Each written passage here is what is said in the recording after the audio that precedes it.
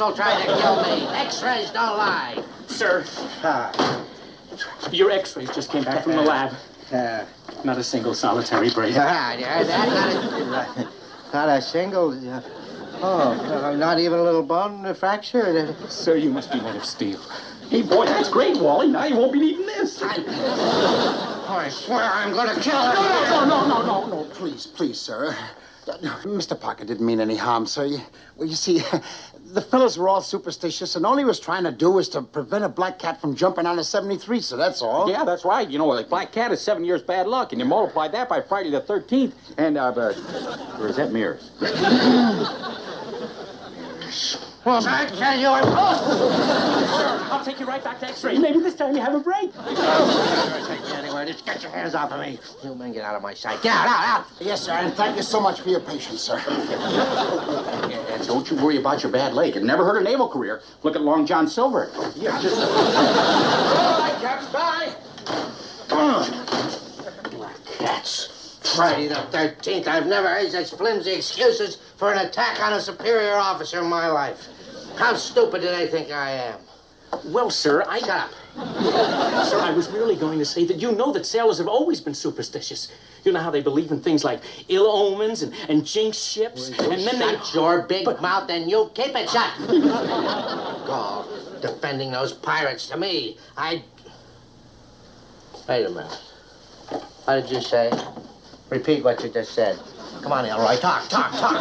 Sir, I don't talk on intro. No, I don't talk on intro. Oh, that's very good, Elroy. You ought to take a ventriloquism. I say you were superstitious, Elroy, and you were on what you thought was a jinxed ships in combat waters. What would you do? What would you do?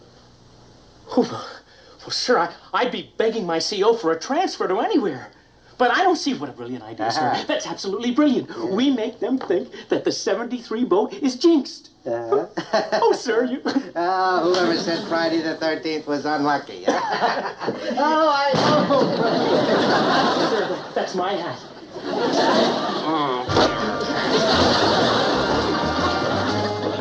Cold beer.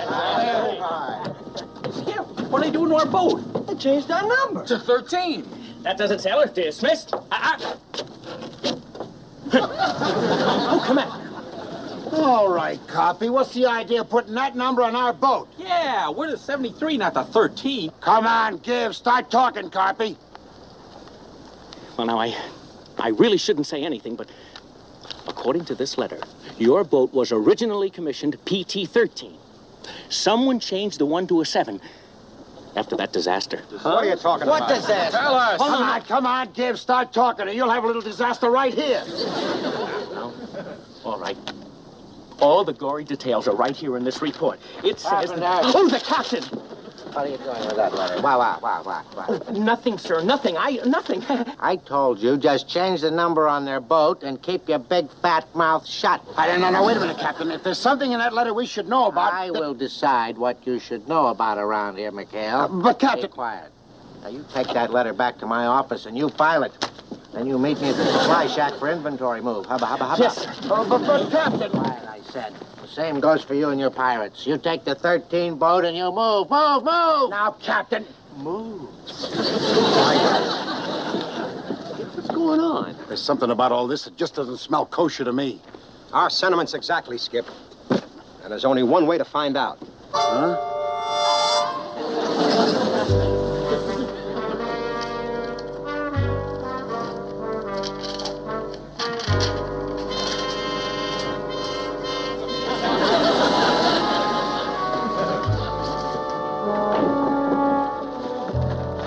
Go, Skip. It was easy as borrowing ice cubes from an Escalating. Pipe down. Hey, guys, dig. It says here she really was commissioned PT-13. Oh, no, on our first day out, the whole crew was drowned. What do you mean, drowned? It says right here, they were blown up when the gas tanks exploded. Yeah, that was the second crew, though. See, it says she lost 2 crews. Look at all the accidents she had. Yeah, they never could find out why. No wonder she's been afloat in Jonah. She's jinxed. Guys, we're living on borrowed time. Oh, come on, you calamity hounds, knock it off. PT-73 or 13, she's still the same boat, and she's been mighty good to us. I'll put this letter back in the files and forget it. You read me? Forget it. Forget it, but Skip. No buts about it. And the next guy who opens up his yap about jinxes or jonahs answers to me, understand? Move out. Too bad, sir. It'll never work as long as Commander McHale is around. He is not going to be around, you ninny. We're ready for phase 2. I'm sending him up to Comfleet as a special courier. Good night. You are, sir. Oh, good. Oh. And while the cat's away... We lowered the boom on the rats. Oh, thank you, Elma.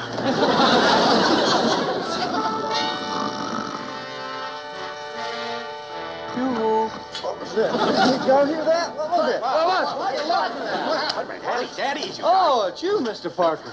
Hey, did you guys hear that funny noise down by the boat? No, I didn't hear anything. Come on, Mr. Parker. We got enough problems as it is without you starting to imagine things. Now, why don't you go back to sleep, huh? What was that? Sounded like the 73. You mean the 13. Oh, boy, what a time for the skipper to be away. There's no one on board. Huh? And who started the engines? Well, I'm going to find out. Maybe we all better find out. Let's turn out the lights. Here they come, sir. I can hardly wait to see the expression on their faces when I pull the string. Get down, you nitwit. Nobody pulls your string. Hey, the boat's running all by itself. Like it was haunted or something. Only jinxed, she's a regular ghost ship. Oh, calm down, you guys. We all know there's no such thing as ghosts. Follow me.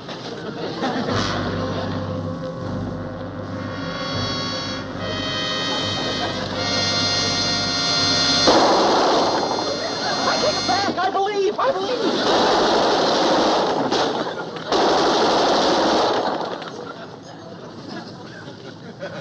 What could have started them engines and that gun?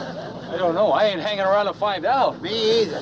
Fighting the nips is one thing, but this we're not getting paid for. Oh, wait a minute, you guys. Calm down. Now, we're supposed to be sailors in the United States Navy. We're supposed to be brave and fearless and above all men. What was that? Sounded like it came from below. Yeah, well, pull yourself together, Virgil. Whoever it is must have started those engines and fired that gun. Yeah.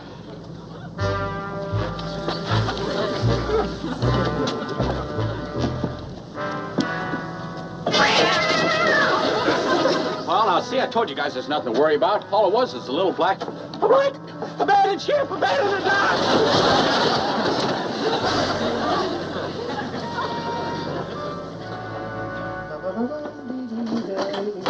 Oh, good morning, Elroy. Good morning, sir. Sir, they've arrived. And by gig, they're afraid to even get on PT-13. I tell you, this is my finest hour. Oh, yes, sir. Get the radio message ready. We gotta work fast before McHale gets back. Here they are. Out. Outside door. Sorry, boy. Sorry.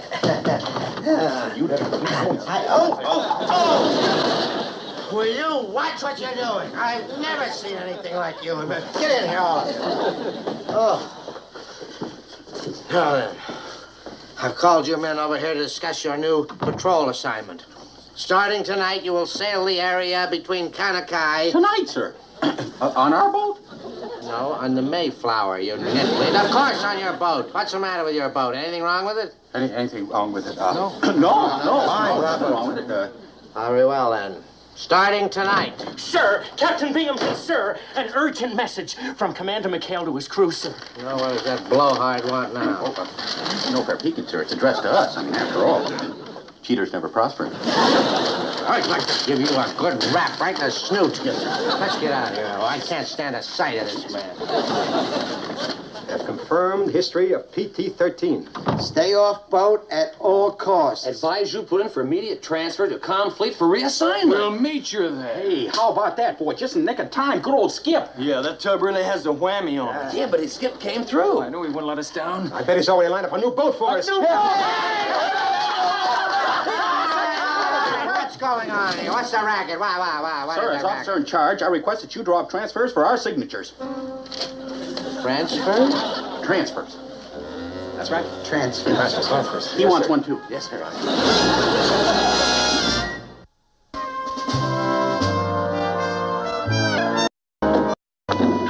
Hey, guys, a skip. Hey, Skip. Yes, sir. We glad to see you. When'd you get back? A couple of the flyboys just dropped me off. But what were you guys doing over with Binghamton for so Oh, long? don't worry about a thing, Skip. We got your message. We took care of everything. Yep, our little old transfers are all signed and ready to go. What's all signed? The transfers, so we can ship up to Confleet. Hey, Skip, what's our new boat look like? What are you guys talking about? We're not getting any new boat, and I never sent any message. You didn't? No. But you had to. Yeah, we saw it in black and white. Oh, yeah. Like you saw that phony report from Washington. I checked it out. There never was a PT-13. Binghamton. Binghamton made up that whole haunted boat routine. Oh, no. And we fell for it. Then the boat's not jinxed. Well, he just made suckers out of us. Listen, once those transfer papers reach Confleet, we're dead. Anyone want to borrow Harry Carry knife? No, that's too messy, Poogie. But if you had a can of spoiled sea rations... All right, knock it off. We're not going to give up yet. What we've got to do is to get those transfers back from Binghamton. We've got to... Hey, now, wait a minute. Wait just an ever-loving minute here. You got an idea? What is it, Skip? Let's hear it. Well, now, look. Old Leadbottom got us into this mess by saying that the 73 was jinxed, right? Yeah. Well, then, if he wants to play dirty pool, so can we, boys. Oh, Skip, my mother won't let me play pool. Could we make a dirty ping pong? Come on, boys. Now listen to this. Look at that, Carpenter. Isn't that beautiful? 7 requests for transfer. The end of McHale's mob. Oh, sir, I bow to your genius. Here, let me lock them up for safety. Ah, get your grubby fingers off of these little treasures. They are not leaving my sight until that mail plane takes off tomorrow. Do you read me? They are not leaving my sight. Come in. Sir, you'd better come quickly. The 13 boat is in trouble. 13, but we don't have anything. Oh, well, why didn't you say so? What kind of trouble? What is it? They're under enemy attack, sir. We just picked up a mayday from Commander McHale on the emergency combat frequency. Get out of my way. Hard a port, Christie! Hard a port! Our only chance is evasive action! McHale, this is Captain Binghamton. You're supposed to be at Confleet. What are you doing on that boat? I was on my way over to report when the nymphs jumped us. Duck, guys! Here they come again! They're diving out of the sun! Look at them come! I don't want to die! Shoot, bird! Shoot, boy! Oh, Bird, you missed him again! What's the matter? I don't know, Skip. It acts like the sight's been. I think the guy's been sabotaged! He said sabotage. You don't think they suspected you were the one who... What? You blabbermouth. What are you standing around gawking at? Don't you have anything else to do? Get out of here. Out. Get this man. Yes, sir. Stand by, boys! They're gonna straight message! Yankees, you die! Sir, the MIP pilot's on the same wavelength. McHale, break off the action and run for it. We'll try, Captain, but we're breaking it! Tinker, hit those engines! Oh, my foot! My foot! Mr. Pluckett's been hit! Plasma stretchability! Oh, what a way to go! Be strong, Mr. Parker. Tinker, what's wrong with those engines? We're cutting out. Somebody's been monkeying with the engine. Oh, no! The engines. Sir, you didn't... Of course not, you nitwit. All I did was adjust the fuel valve. I didn't know I didn't mean to... McHale, can't you get those engines started? No, sir! Watch out, boys! He's diving in for the kill! Oh, no. If anything happens to those dear boys, it'll be all my fault. Take cover, boys! He's diving down! Die, Yankee! Banzai!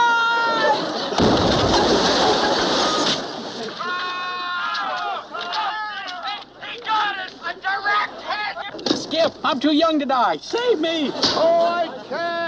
I'm pinned down in the wreckage! Oh, goodbye, Mom.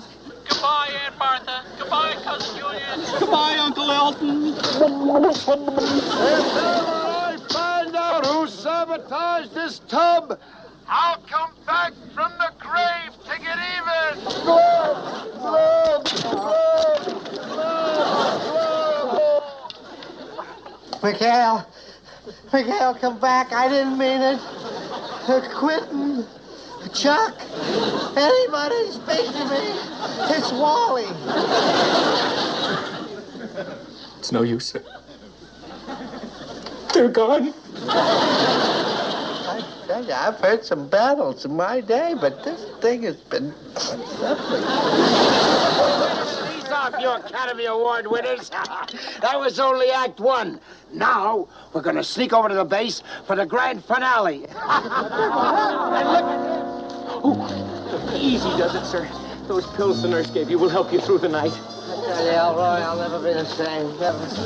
I wanted to get rid of them, but not like this. How am I going to get over this? How?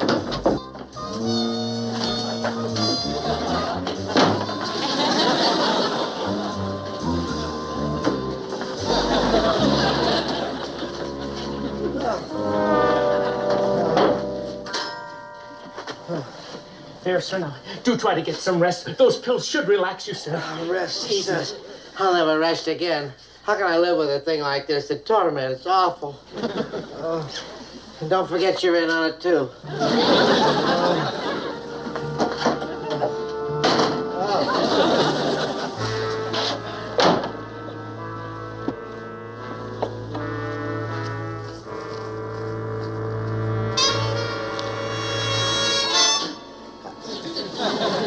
What's happened to my lights?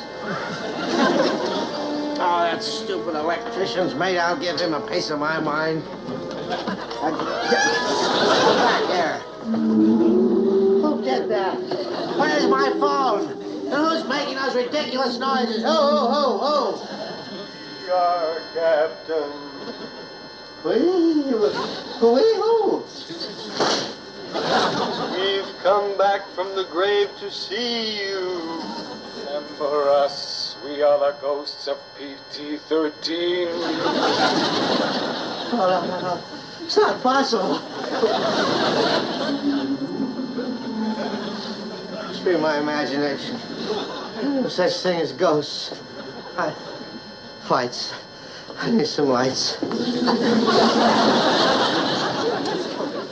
My flashlight. Look at my flashlight.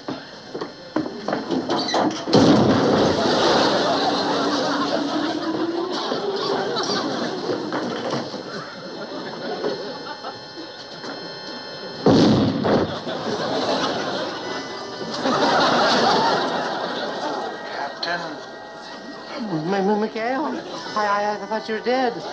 Well, of course I'm dead. We're all dead. No. Don't come near me, McHale.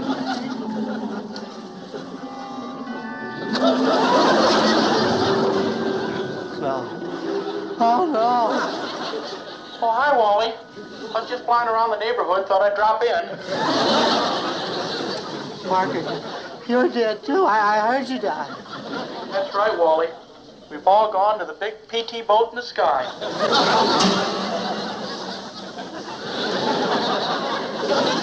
You don't seem very glad to see us, Captain. No. Keep away from me. Don't you hurt me.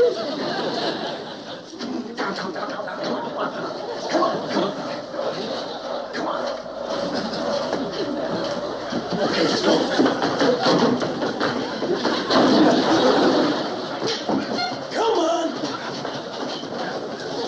I gotta get my gun. Hello there. I'm lonesome in hell. Get back, I don't want to go. Oh, let me get back in. It's against regulations to harm a superior officer. You know, maybe he's got something there still. Oh, Captain, you've got something we want. Oh, McHale, you stop. McHale, you stop. I order you to stop. So long, Wally. Bye. McHale, I'll give you anything you want. Anything at all, anything. I want the transfers my men signed. Yeah, Wally, we need them for our records. They run a tight cloud up there. Transfers? The transfers. The transfers. The transfers. The transfers. Here, take him, anything.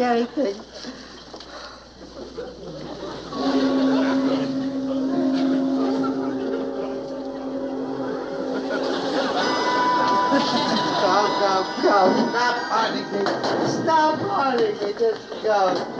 Farewell, Captain. Farewell. Hope you make it up our way.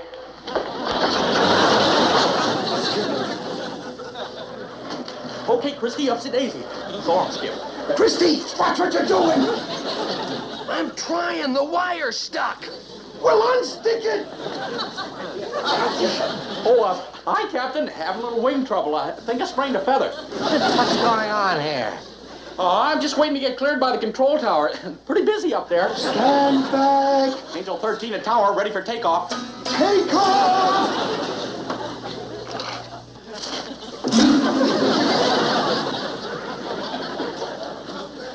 Angels, huh?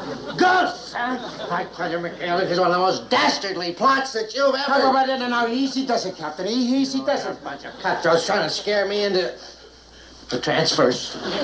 Take him up, Christy. I'm not trying to get away with it. I've got their signatures right here. Ow! Sorry, Captain, but I think you're a bit too late. Watch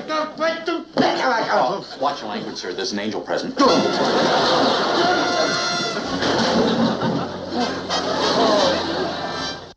It's a regular room, isn't it? Hey, how's it look? That's okay, Willie. By golly, boys, the old 73's back in business. Knock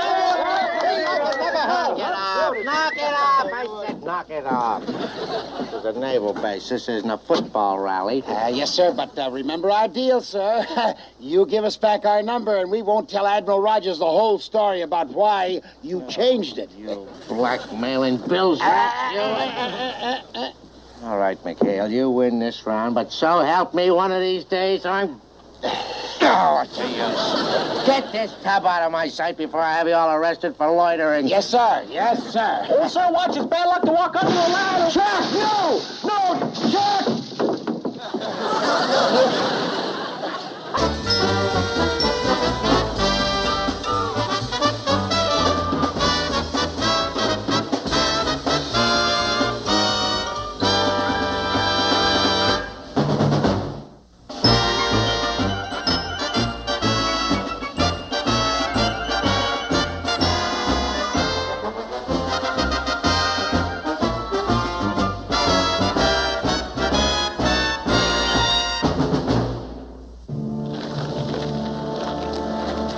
Man, this is murder. They've been in there with old Leadbottom for over an hour now. I sure hope the skipper can get Mr. Parker off. I don't know what Binghamton's so mad about. I thought he looked better with singed eyebrows. Gruber, you're lucky the skipper's such a good sport. Yeah, if Binghamton found out you're wearing a commander's uniform, you'd be issued a new one with stripes. Yeah, you had to write your girl that you're a commander. Fellas, you don't understand. I'm in love. You look like me, you gotta lie a little. Hey, that must be the new service show. They must have just flown in. Look at those dolls. While we men stand aside, it's showtime. Hold it. I don't believe it. It's impossible. I can't stand it with you. That's one in the middle. That's my girlfriend, Ginger. Huh? Ginger, I thought she was back puffing in the States. She must have joined a service show. What am I going to do? What are you going to do, man? Are you island happy? Go out there and grab her. There's a big break. Right. Wait a minute. I can't do it. She thinks I'm a lieutenant commander. Murder. Are you in trouble? What are you going to do? Well, if that guy lays one finger on her, I'll slug him. Easy, Grove. Look, if she sees you, you're dead. Yeah, what happens when she asks for Commander Gruber? Look, guys, what we better do is go out there and cover. You duck, Grube. Duck. Good idea. Come on, you guys. Excuse me, Sailor, I'll be right back. Don't run out of my face, baby. Is anyone here from PT 73? You're left there, lady. Oh, wonderful. I can hardly believe it. You know, it's almost a miracle I got here. Tell me, where is Commander Gruber? Right this way, dear lady, where we can talk. Well, is anything wrong? I mean, did anything happen to Commander Gruber? Please don't mention that name. Listen, he's fine, except he's out on a secret mission. Where is he? When will he be back? You never know with Commander you-know-who. He's always in action. Out there. Somewhere. Ginger, come on. We've got to report in. Okay, I'm coming, Rita. Is there any chance that he'll be back before we have to leave? Yeah, maybe. That is if he gets his quota of nips before lunch. If the tiger returns, we'll let you know. Oh, gee, thanks, fellas. I'll be waiting to hear from you. Now, listen, remember, not a word about Commander you-know-who to anybody. Listen, I know. Loose lips sink ships. Oh, and I sure don't want to sink Lester's. Well, thanks, fellas. Bye. Bye. Bye. Come on.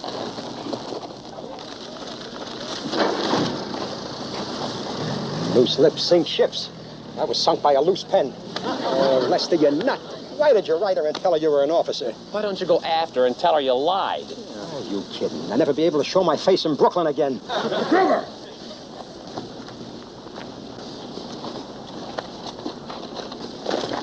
I want a word with you. That is, if your schedule isn't too full up, Commander. Whatever you say, Skip. But please, just call me Swabby. Yeah, well, you should have heard what Binghamton called me. I'm gonna have my mother write Admiral Nimitz. All right, come on. Let's go.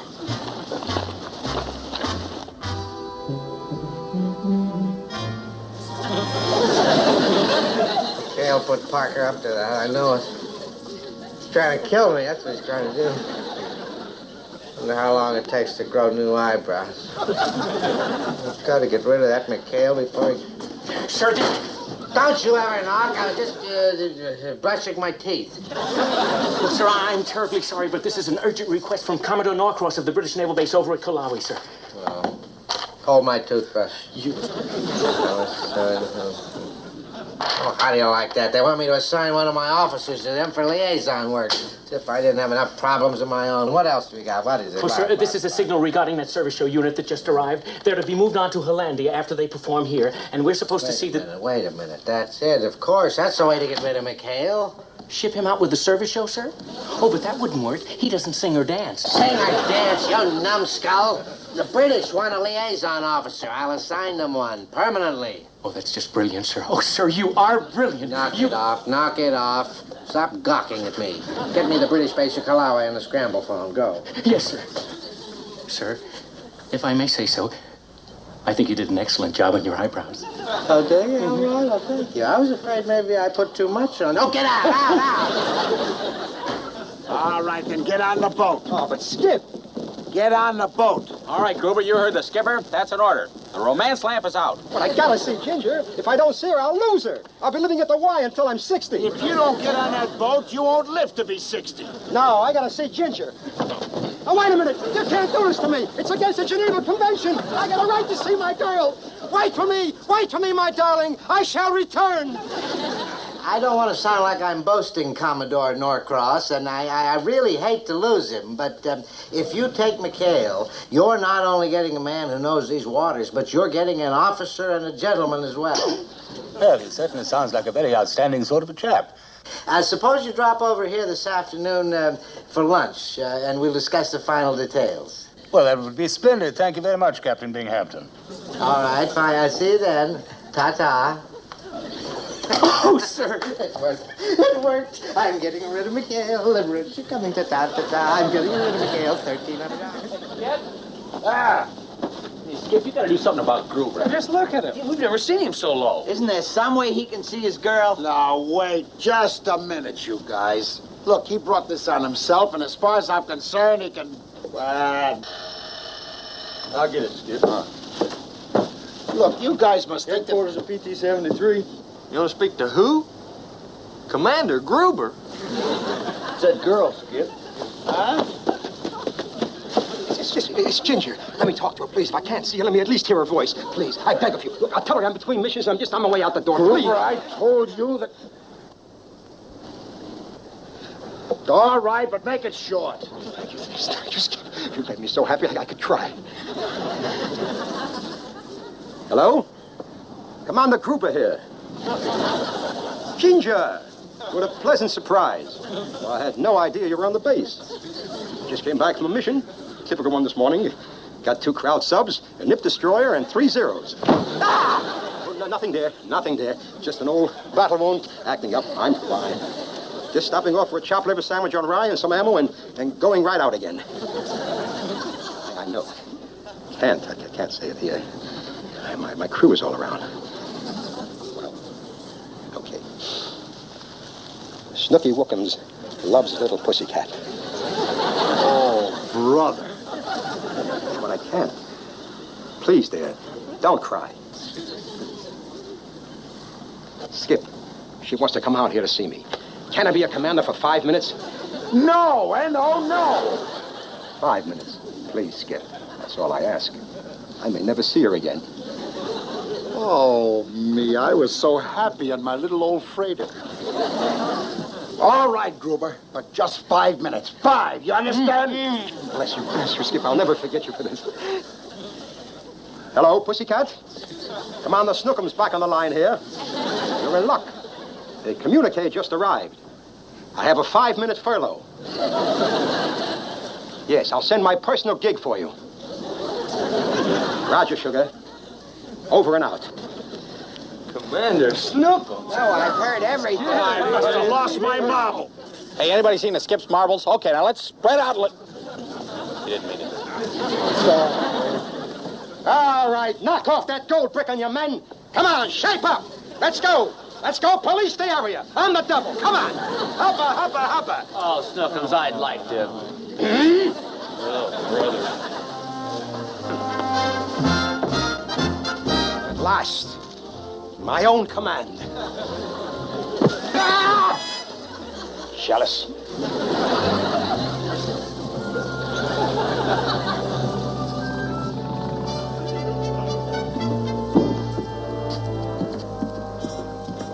Oh, this is just so exciting. I just can't wait to see Lester. I mean, Commander Gruber. Well, the commander can hardly wait to see you either, ma'am. A visitor arriving on Gruber's Island? Detail. Attend. Hut. Attention. Attention. Hut. Welcome aboard, miss. Oh, here comes our commander now. Detail. Present. Holmes. Oh, Lester. As you were, men. Straighten up that line. Chest out, stomach in. Heads up. Toes in, heels out. Pussycat. Oh, I'm so happy to see you, Lester. I'm so proud of you. Just doing my job, sweetheart. Oh, I'd like to have you meet my exec officer. Fine chap. Taught him everything I know. My ensign, Quint McHale. Thank you, Commander. Thank you. I hate to rush you, sir, but you leave on your next mission in exactly 40 seconds. I'm aware of my schedule, Ensign. Man cannot live by war alone. I'd like you to meet the rest of my men. I took this bunch of draft board rejects and molded them into the top combat unit in the Pacific. Gruber's Guerrillas.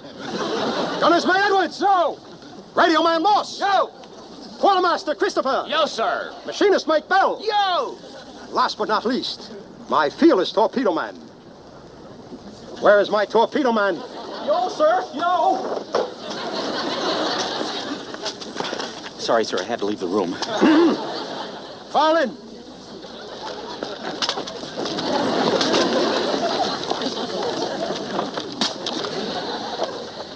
All right, straighten up that line. Chest out, stomach in. All right, men, that's enough. Fall out. Ensign, you dare order these men to fall out after I order them to fall in?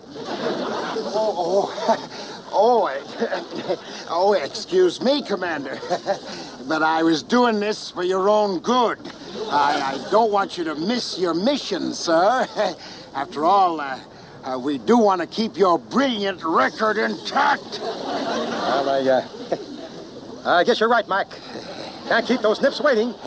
Good thinking. Put yourself in for an oak leaf cluster.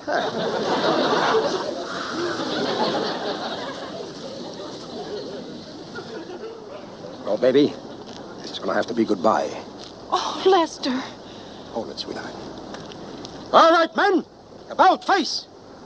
All right, men, you heard the skipper. About face. Hi there.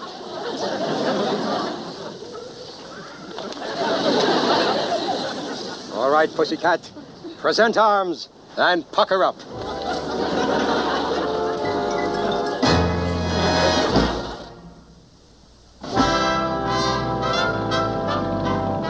I still don't understand, Commodore.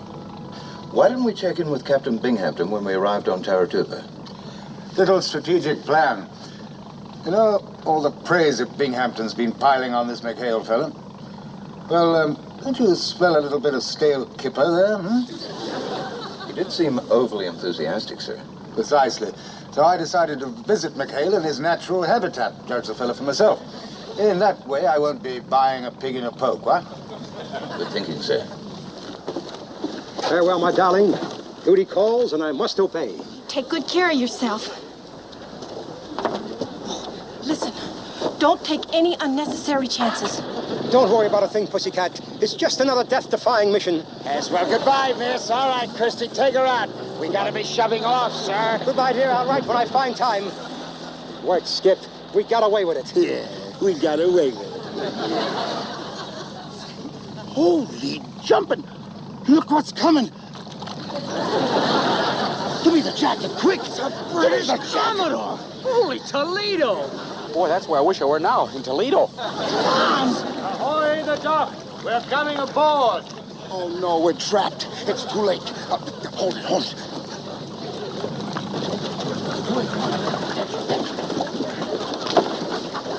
Turn, hut! Marty McHale? Yes, sir. I wasn't talking to you, Ensign. I didn't say anything. Who gave you permission to speak, sailor? Back in the ranks, Gruber. Yes, sir. I believe the Commodore was addressing you, Commander McHale. Sure, of course. Of course, my mind was 1,000 miles away, plotting a torpedo run. The war, you know. Commander McHale, skipper of the 73, at your service. Commodore Norcross. This is my aide, Lieutenant Pryder. How do you do? Charmed, I'm sure. Skipper, we've got 10 seconds to 0 hour, sir. We've got to shove off. Right you are, Ensign. If you'll excuse us, Commodore, we're in the midst of a mission. So it's very nice meeting you chaps, and we've got to hop to it. All right, let's go, men, hop to it. Just a minute, McHale. You can do me a favor. I'd like to see how your American PT boats operate. Mind if I come along and see the 73 in action? That's impossible, sir. Will you stop interrupting, Ensign? What was that you were about to say, Mr. Parker? Well, I wasn't about to say anything. Nobody's talking to you, Gruber. Yes, sir, Mr. Parker. Commander, what the devil is going on here? Well, Well, you see, sir, if you'll forgive us, I think it'd be better if we called off the mission, sir. The men are a bit battle-weary. it's good thinking, Ensign, good thinking. Negative, McHale. Now, you get your men on board. I don't know what's going on here, but this is no longer a request, Commander. It is an order. Well, as long as you put it that way, Commodore. All right, men, battle stations, let's move out. After you, Commodore. It's the heat, sir.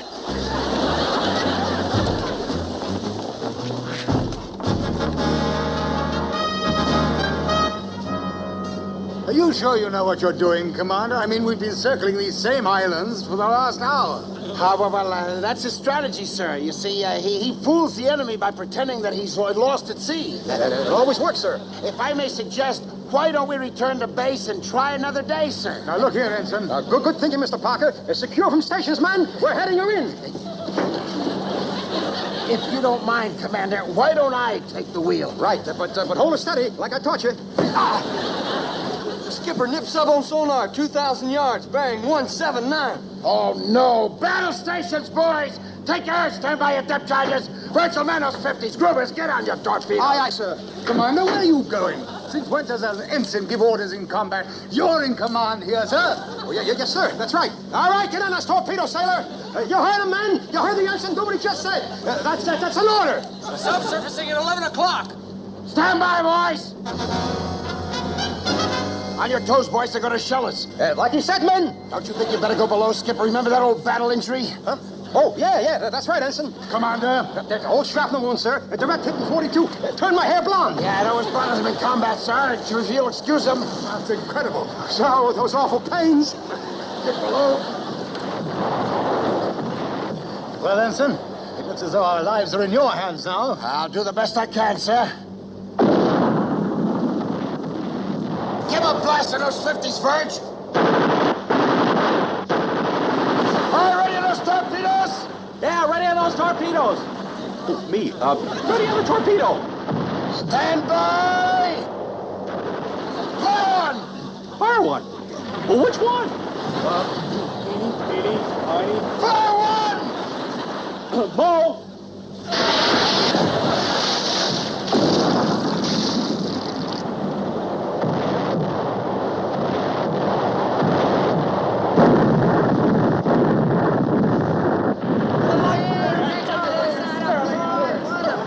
smashing, yes, and simply smashing. Thank heavens that somebody on this boat knows what they're doing. Oh, thank you, sir. Good show, Gruber. Yeah, great work, men. We did it again. You weren't even on deck. Sorry you missed it, Commander. You can have the next one, sir. All right, men, we're heading home. Yeah, like the answer says, take her in. They're my boys.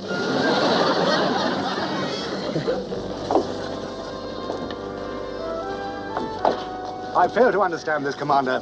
Your record is so outstanding. What on earth happened to you out there? Well, you know how it is, sir. Some days you have it, some days you don't. Yes, well, you certainly didn't have it today. It looks as though our suspicions about this fellow Binghamton are right. Captain Binghamton, sir? Yes. He tried to talk us into taking this McHale blighter on as our liaison man. He wanted to have him transferred to us permanently. Oh, he did? Why, those are my feelings exactly. I say, that looks like Captain Binghamton coming now, sir. Captain Binghamton? Nice to have you aboard, sir. But my men and I have to go out on another mission. We do one an hour, you know. Ta-ta, pip-pip, and tally-ho. You heard the commander, boys. Let's shove off. Bye-bye, sir. Bye. You know, Crowder, sometimes I wonder why Churchill was so anxious to have them on our side. Oh, Commodore. You pulled a little fasty on me, didn't you? Didn't show up for lunch. I pulled a little fasty on you, sir. For your information, Captain, the Commodore and I have just been on a mission with your Superman, McHale. Oh, great. Wasn't he the greatest, huh? He's the greatest, all right. The greatest coward it's ever been my misfortune to meet. Coward? But he may drink a little, but he's no coward. If Ensign Parker hadn't taken over command, and brilliantly, I may add, that nip sub would have certainly sunk us. Parker, brilliant. There's something weird going on here. McHale! McHale, you hold the 73. I want to have a talk with you and the brilliant Parker. McHale, stop those engines! McHale, you stop hiding and you come down here right away. It's an order.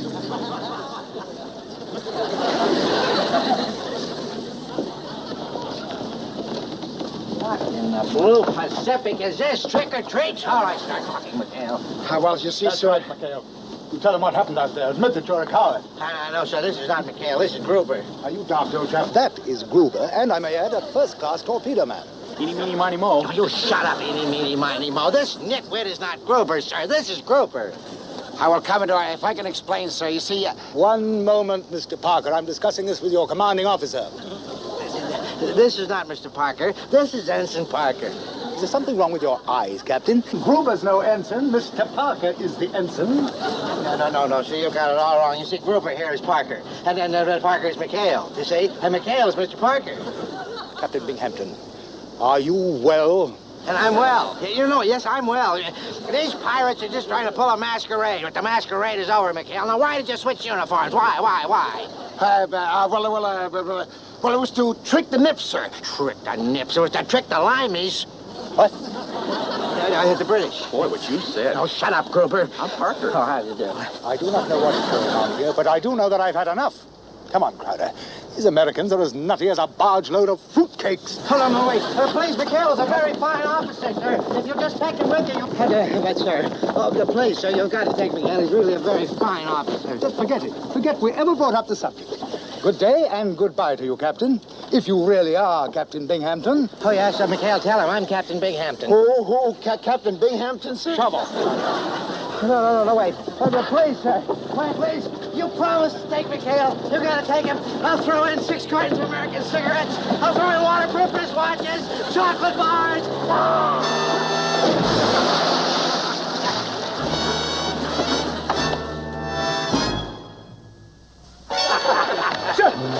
Carpenter, save me. Someday, some lovely day. Captain Binghamton, sir, here's congratulations, sir. Oh, sir, you've done it. You finally made Rear Admiral, sir. I'm so happy for you. These must be Admiral Rogers. Yes, that's it. He's always dropping them, you know. What do you want? What do you mean bursting in here like that on me? Don't you ever knock? Are you some kind of a peeping Tom or something? What do you want? What is it? Why? I'm sorry, sir, but this is a signal from Complete, sir. The weekly transport plane from New Caledonia has been grounded, sir, and they want us to send one of our boats over to pick up the base payroll. Oh, they do they? What do they think I am running here? Some sort of a South Seas Wells Fargo? I can't spare a boat from combat duty patrol. Sir, I realize that, but I thought since the 73 boat is in New Caledonia anyway, that they could just go over and pick up... Have you flipped? Do you think that I would entrust an entire base payroll to that bunch of thieves? Oh, sir, I know they're thieves, but hijacking a Navy payroll? Oh, sir, do you really think they dare? Dare? Would a starving man eat if you locked him in a candy factory all night with 62,000 chocolate-covered bonbons? I am not going to let that bunch of money-hungry vultures get near the base payroll. And if you think I am, then you're... Oh, you're right. Oh, you're right, Elroy. I am, sir. Oh, yes, this is beautiful, Elroy. Beautiful, beautiful. What a way to get rid of McHale and his mob forever. Sir, you mean actually let them steal the base payroll? Uh-huh. It's only going to be a paltry $62,000. What's that to the Navy? I mean, they're rid of McHale. That's a bargain. Sir, that's ingenious. Absolutely ingenious. And I must say, sir, anyone who is such a brilliant strategist as yourself deserves to wear these. Let me help you. Shut up and stop apple polishing me. Get out of here. Get the 73 boat on the phone. Go. Rear Admiral. McHale out of the way, I may be chief of staff one of these days.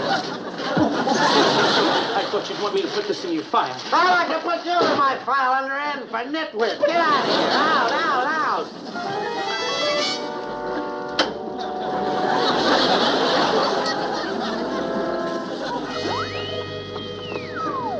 PT-73 from the base. PT-73 from the base. Come in. Oh, boy, it's a captain. Just a minute, sir.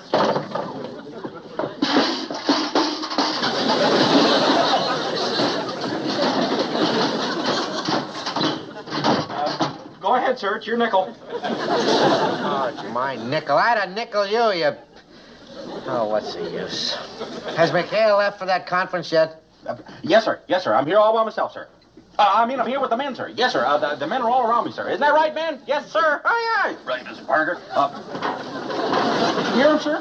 I also hear your brains rattling around. Now, you hear this, Parker. I've got a very important assignment for you. I want you to go over to the Naval Paymaster's office and pick up the base payroll on the double. Yes, sir. Right, sir. The base payroll? Isn't that a lot of money, sir? Of course it's a lot of money, you klutz. It's $62,000 in small bills, unmarked. The kind that couldn't very easily be traced if anything happened to it. Yes, sir. And you want me to pick it up? Right. I mean us. I mean the men. That's exactly what I mean. And when you get that money, take great care with it. Take the shortcut back to the 73. And go down Saloon Row. Down Saloon Row? Past the gambling casinos. Just before you get to the racetrack. Just before the racetrack. Got it. Right, sir. You can count on me, sir. I mean us. The men. Isn't that right, men? Yes, sir. Aye. Right, Mr. Parker. Always agree with me, sir. Would you tell those men to shut up and quit talking? And have that one man get his throat looked into. Now you move out on the double. Hubba, hubba. Over and out. Right. Hubba, hubba. I'm over and out. Right. Oh, boy, what a spot. $62,000 and me all alone. Oh, boy, he said hubba, hubba. What a spot. Grab my gun and... Let's go by the racetrack.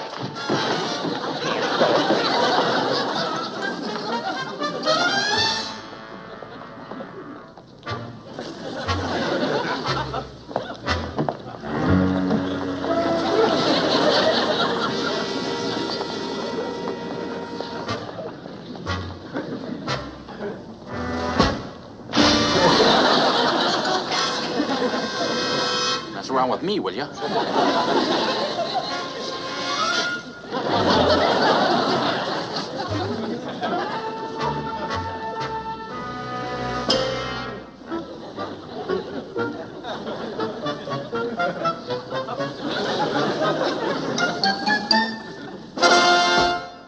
Smoke if you got 'em.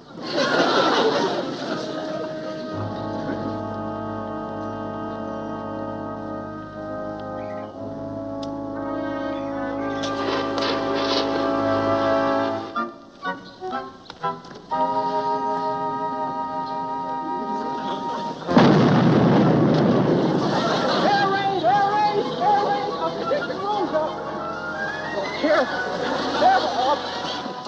Pardon me, which way is the shelter? Thank you. Sorry to interrupt.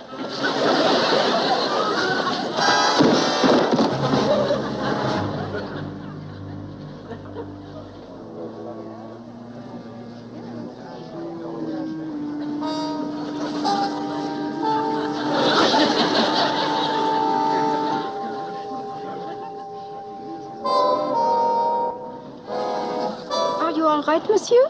Sorry. I thought I was hanging on to a thin lamppost. A lamppost? Oh, are you sure you are all right, monsieur? Oh, no, I didn't mean your leg looked like a lamppost. It was just that, well, here. Hey, the money, the payroll, where is it? Money, monsieur? Oh, has any of you seen this officer's money? No, we have seen nothing, monsieur, not even a sou. But you must have. I had it right here. It was in a canvas bag, and we were... Hey, you're lying. I can tell. You're all in this together. You are mistaken, monsieur, I assure you. Oh, now, wait a minute. Okay, everybody, nobody moves. Stand back or I'll shoot. Oh, no, I'm wise to your little game.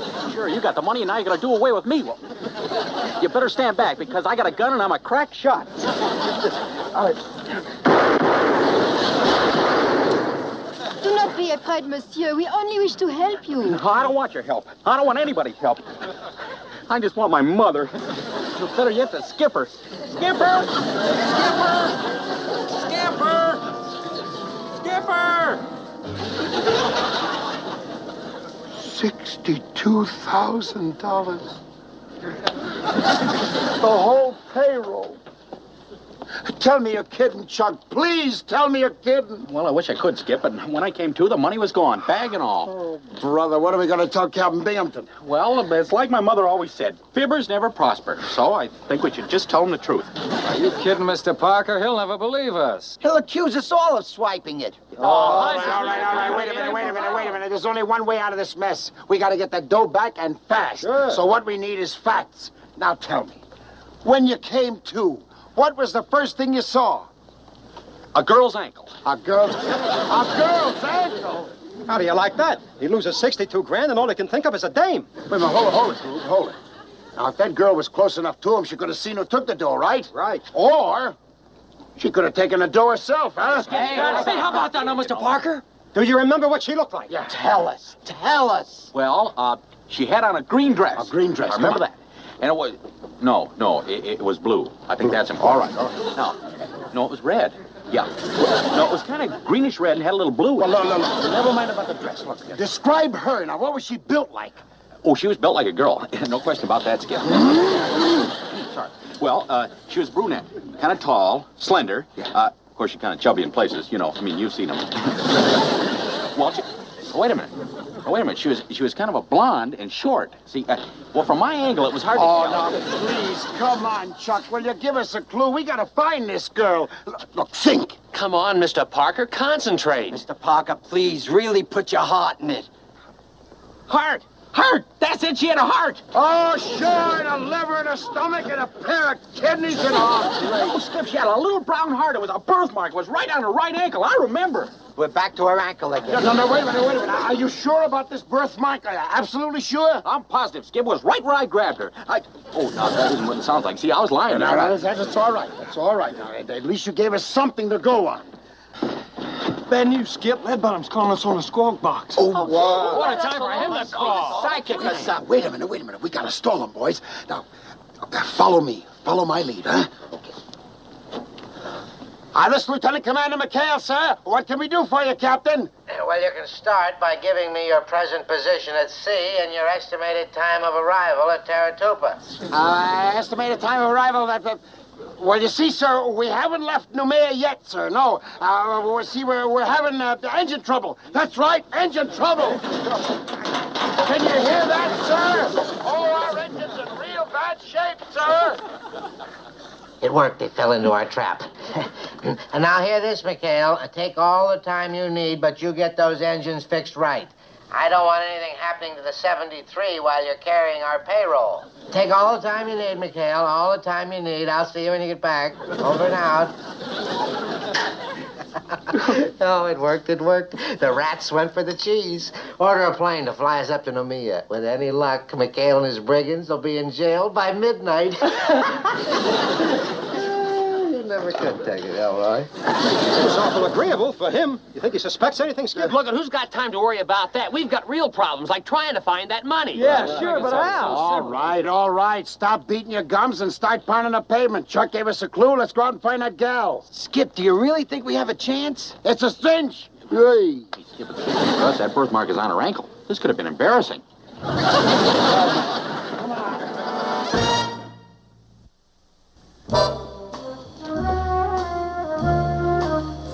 Excusez-moi, but the ball, she is under the bench?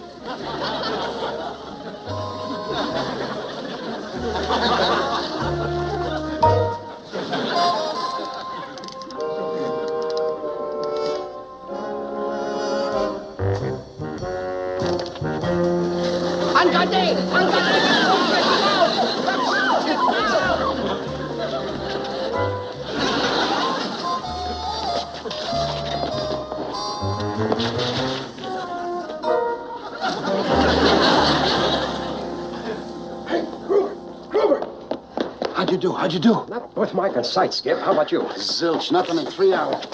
Somebody chasing you? Yeah, but I think I got away. Boy was shiver mad. I got fooled by a big freckle. Hey, where was your gun and gun belt? She took it. I told you she was mad. Oh, brother. Never say die, Skipper.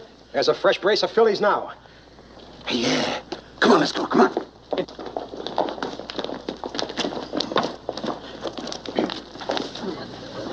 Darn tablecloths, you can't see their ankles. Tablecloths. Relax. Mr. Houdini here will take care of everything, huh? Yeah. Pardon, ladies. I have reason to believe this table was stolen from the U.S. Navy. Permettez-moi. Now, let me see. The serial number is on the legs. Made in Paris. So sorry, ladies, but as we say in America, you cannot win them all. Very well. Hey, that looks pretty easy. I'll get the other table. Hey, Chuck, no. Pardon, ma'am. We are looking for the stolen property.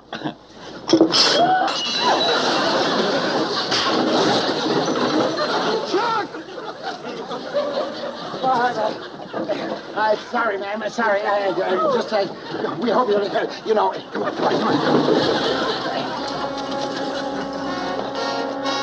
Hey, my gun.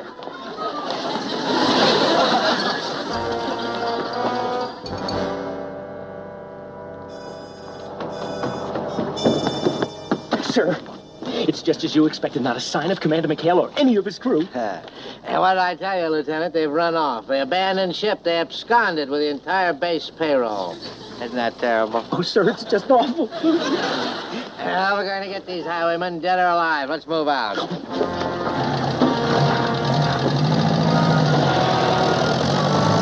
Are you sure there was a bird?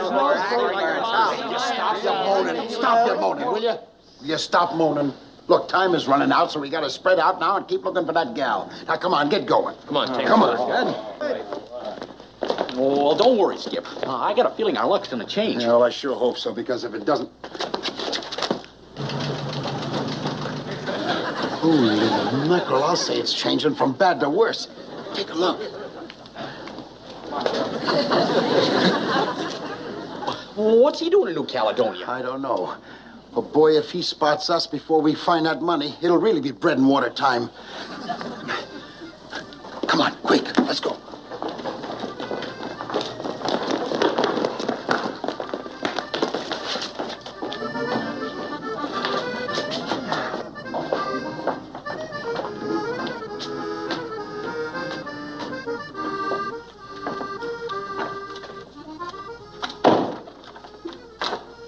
Just put it down. We will pour it ourselves. Not a bad morning's work, eh, Bertrand? I think we have the very generous allies. No? To the Americans. Viva la Lin-Lease, huh? They're heading this way. Come on, Chuck. We gotta find a back way out of this joint.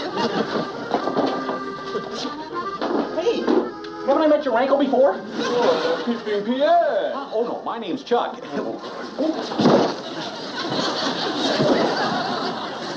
Hey, Buster, you had no call to do that.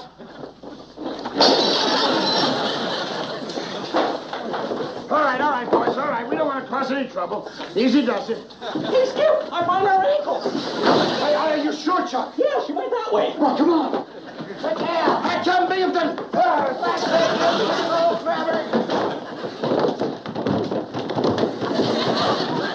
McHale, you'll get life for this. I'll get you and your cutthroats, McHale. You're under arrest.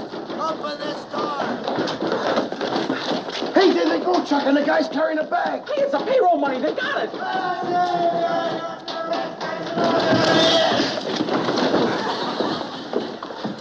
Come on, Chuck, come on, come on.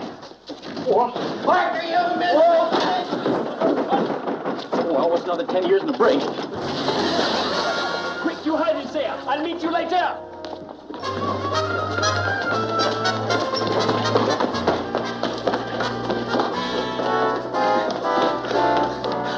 We gotta catch him before Binghamton catches us. Look, you take the right fork and I'll take the left. Left, right. Left, port, starboard. There he goes. Get him. I want that pirate dead or alive.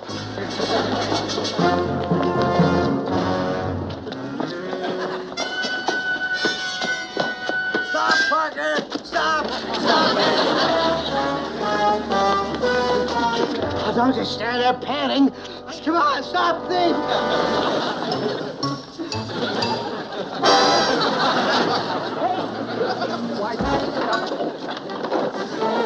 Pardon me, sir. Ma'am. Hey, did you see him, Chuck? Hey, there he goes.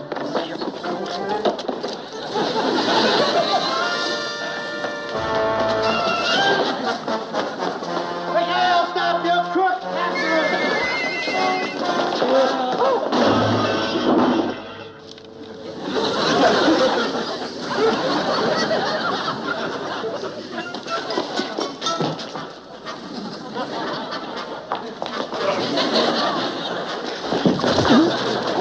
Pardon me, sir. You dropped something. Mercy.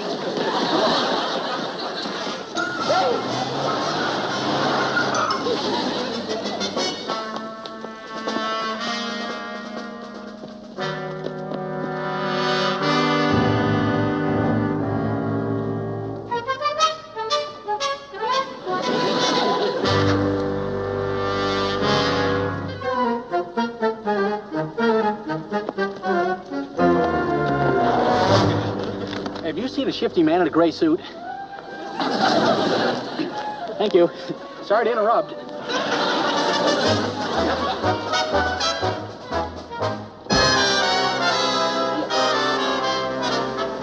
Hey, Chuck, I lost him and so did the guys. Did you see him?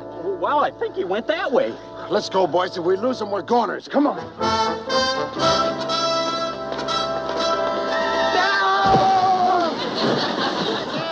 Halt, you're under arrest. If he makes a move, shoot him full of holes. No, wait a minute. You're making a mistake, Captain. The crook will get away. Get off of me. Yes. The crook won't get away. I've got the crook right here. You, all of you. All right, Lieutenant, now you're prisoners. And I'm just a second. Oh, we've got you this time, Commander. If you can't produce that payroll, we're going to press charges for grand larceny. Oh, I ain't give you a guilty. Sir, you gotta let us explain. You see, there's this girl with a birthmark on her Oh, leg. yeah. Shut up with a birthmark on her leg. All right, McHale, I've got you this time. There's not going to be any excuses. Nothing is going to save you. Nothing. Hey! Nip Zero coming in at 6 o'clock. Take cover, boys. Come on, get out of here. It's up there. Keep cover. Don't let him get away. That bandit has us trapped. No way to shoot back. We're helpless. No, we're not. Chuck, get down! Chuck, no! That cannon doesn't work. Get down! Yes, it does. All you gotta do is light the fuse. See?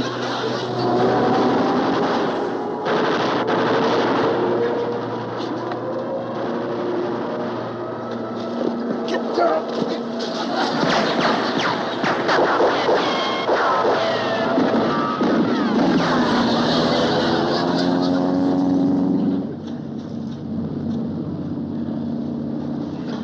everybody okay? Yes, unfortunately for you and your gang of pirates, McHale, I'm still in one piece. And if you think that heroic stunt with that ridiculous cannon is going to do you one bit of good, just forget it. Find them up. Now, wait a minute, Captain. I beg of you. Look, give us a break, won't you? Well, won't you please give us just a little time to find that money, sir? Oh, you want a little time? Yes, sir. Well, never let it be said that Wallace B. Binghamton wasn't a sport. You want time? I'll give you time, McHale. I'll give you 3 seconds. 1, 2, 3.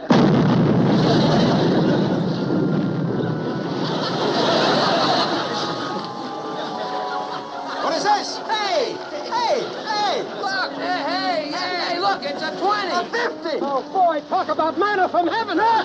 Man of my foot, that's the payroll. Chuck, those crooks must have stashed in the cannon. What's going on here? What? There's your money, Captain. Hey, that's what? Say, you two met?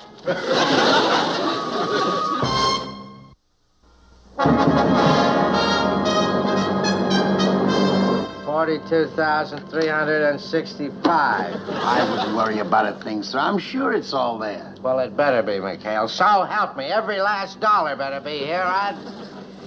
42,366, sir. 42,367.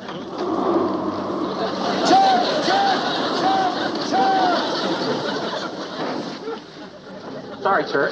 Skip, just want to tell you, strong wind's coming up. Parker, yes? You stupid numbskull.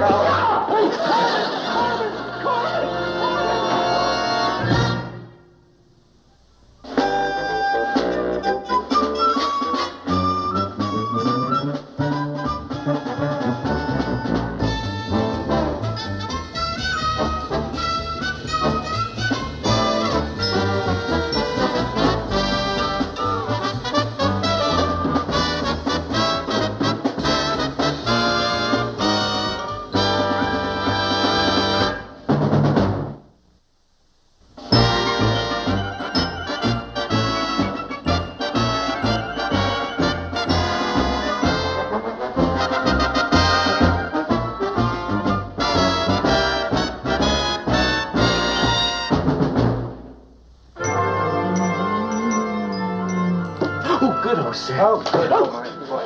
Look out the window there. Oh, sir, it's Commander McHale. He's coming. Oh, good. This is going to be one of the happiest illnesses of my life. Now remember, Elroy, the slipper boy. Oh, sorry. I'm a very sick man. Don't forget, very sick man. Very sick.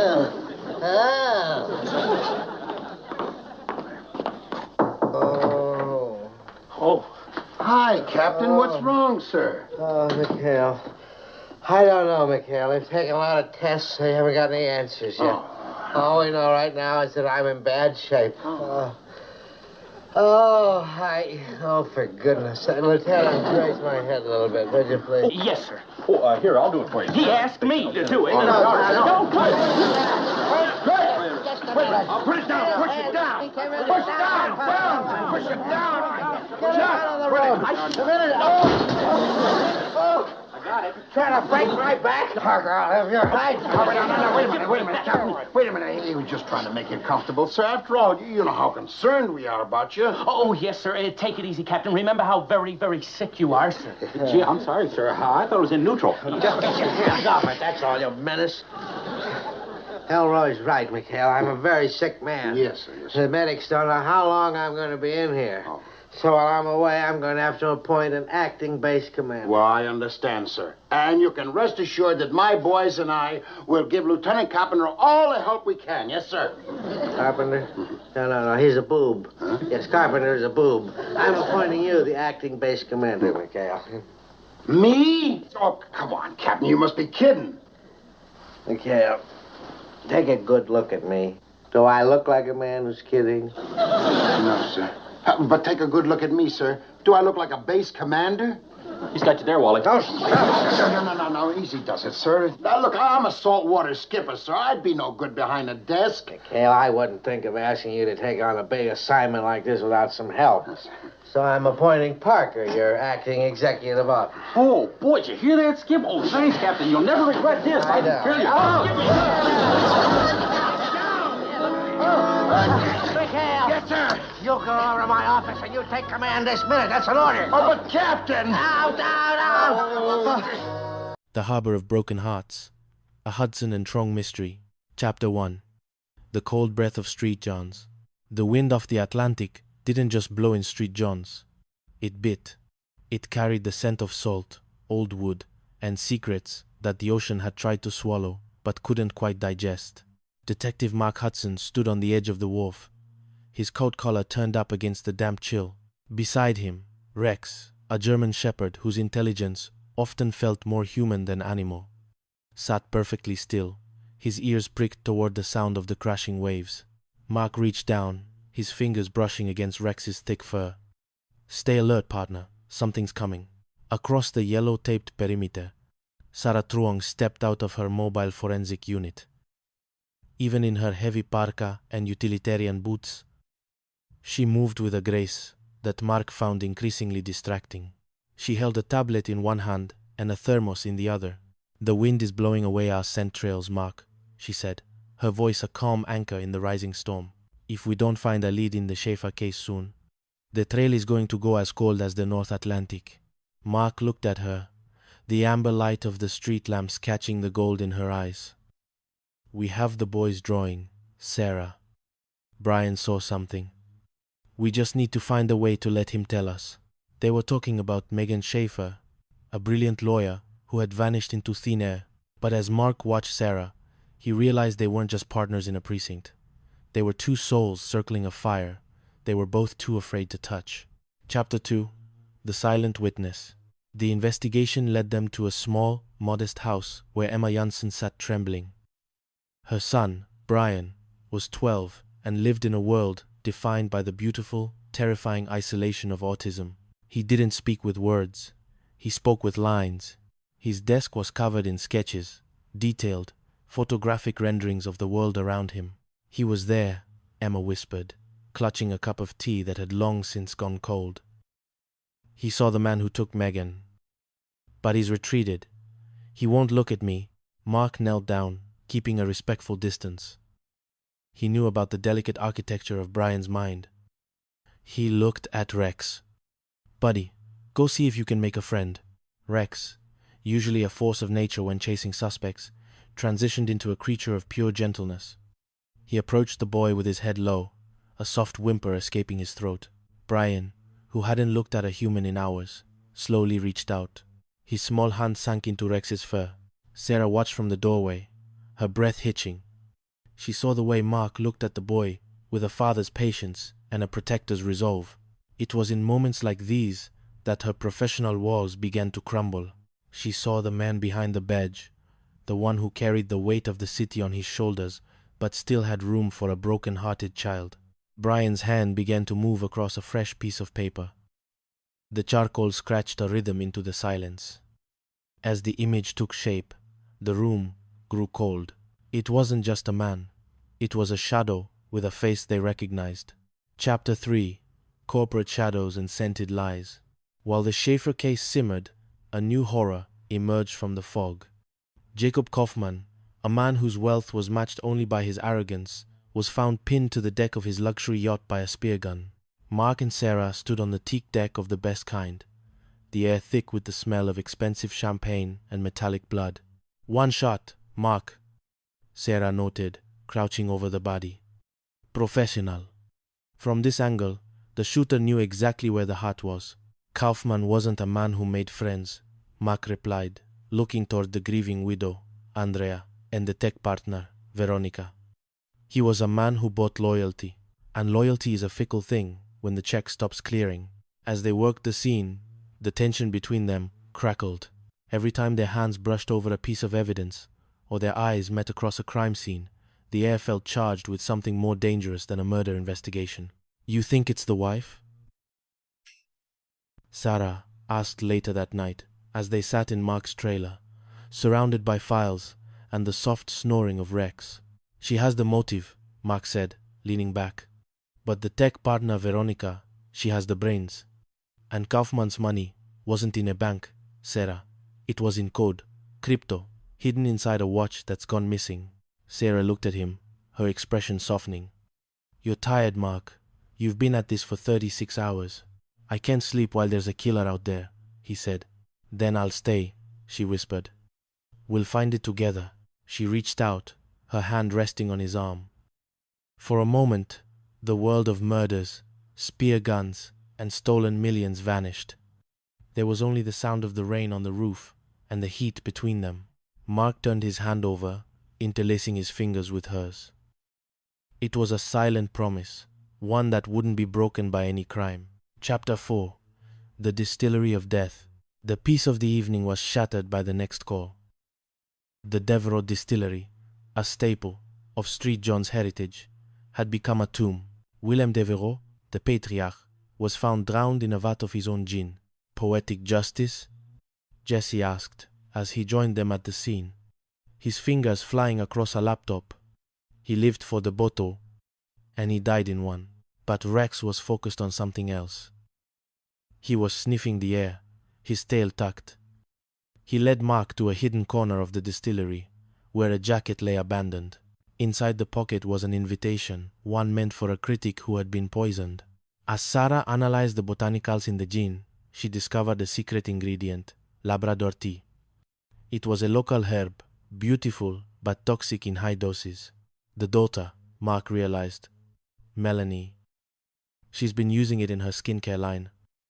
She thought her father stole her idea, and she didn't realize he was actually changing his will to give her everything. The tragedy of the Devereux family was a mirror to the cases they had been fighting. Greed, misunderstanding, and the desperate need for a father's approval. Mark saw the toll the cases were taking on Sarah. After the arrest of Melanie Devereux, he found her in the lab, staring into a microscope. It never ends, does it? She asked, her voice trembling. The darkness just keeps coming back. Mark walked up behind her, placing his hands on her shoulders. That's why we're here, Sarah. To hold the light. And you don't have to hold it alone. He turned her around, and this time, there were no words left to say. He leaned down, his lips meeting hers in a kiss that tasted of salt and desperation and hope. It was a claim, a sanctuary in the middle of a storm. Chapter 5. Showdown at Cape Royal. The climax of their year came in the deep woods of Cape Royal. The Trainer crime family, a blight on the city for decades, had finally slipped up. They had killed a man for $5,000 and a secret about a drug shipment. The witness, a hiker named Wyatt, was being hunted by a professional assassin named Serena. Mark, Sarah, and Rex were all that stood between the boy and a bullet.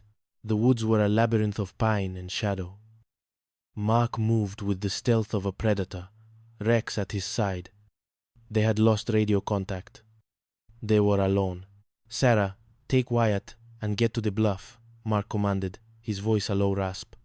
There's a cell tower there. You get a signal. You call Donovan. I'm not leaving you, Mark, she hissed, her eyes wide with fear. You have to. He's the priority. As Sarah led the terrified witness away, a shot rang out. Mark felt the searing heat in his shoulder. He went down, the world spinning. Mark! Sarah screamed, turning back. Keep going, he roared. Serena stepped out of the shadows, her silenced pistol leveled at Mark's head. You're a good cop, Hudson, but you're a dead one. Rex launched himself. He wasn't a dog anymore. He was a blur of teeth and fur. He hit the assassin with the force of a freight train, knocking the gun from her hand. Mark struggled to his feet, ignoring the blood soaking his shirt. He tackled Serena, and for a few brutal minutes, it was a fight for survival in the dirt.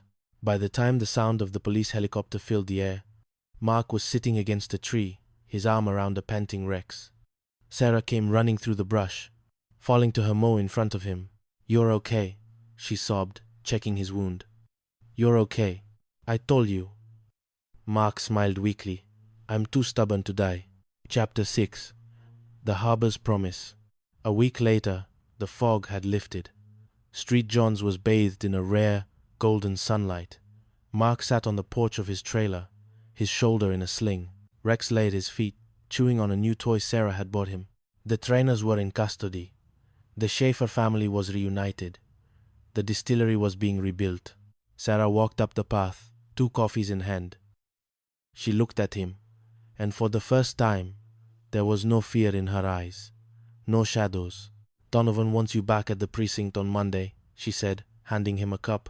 "I might take an extra day," Mark said, pulling her down to sit beside him. "I think I need to spend some time on what really matters." "And what's that?" she asked, a playful smile touching her lips. Mark looked out over the harbor, at the boats coming in after a long journey at sea.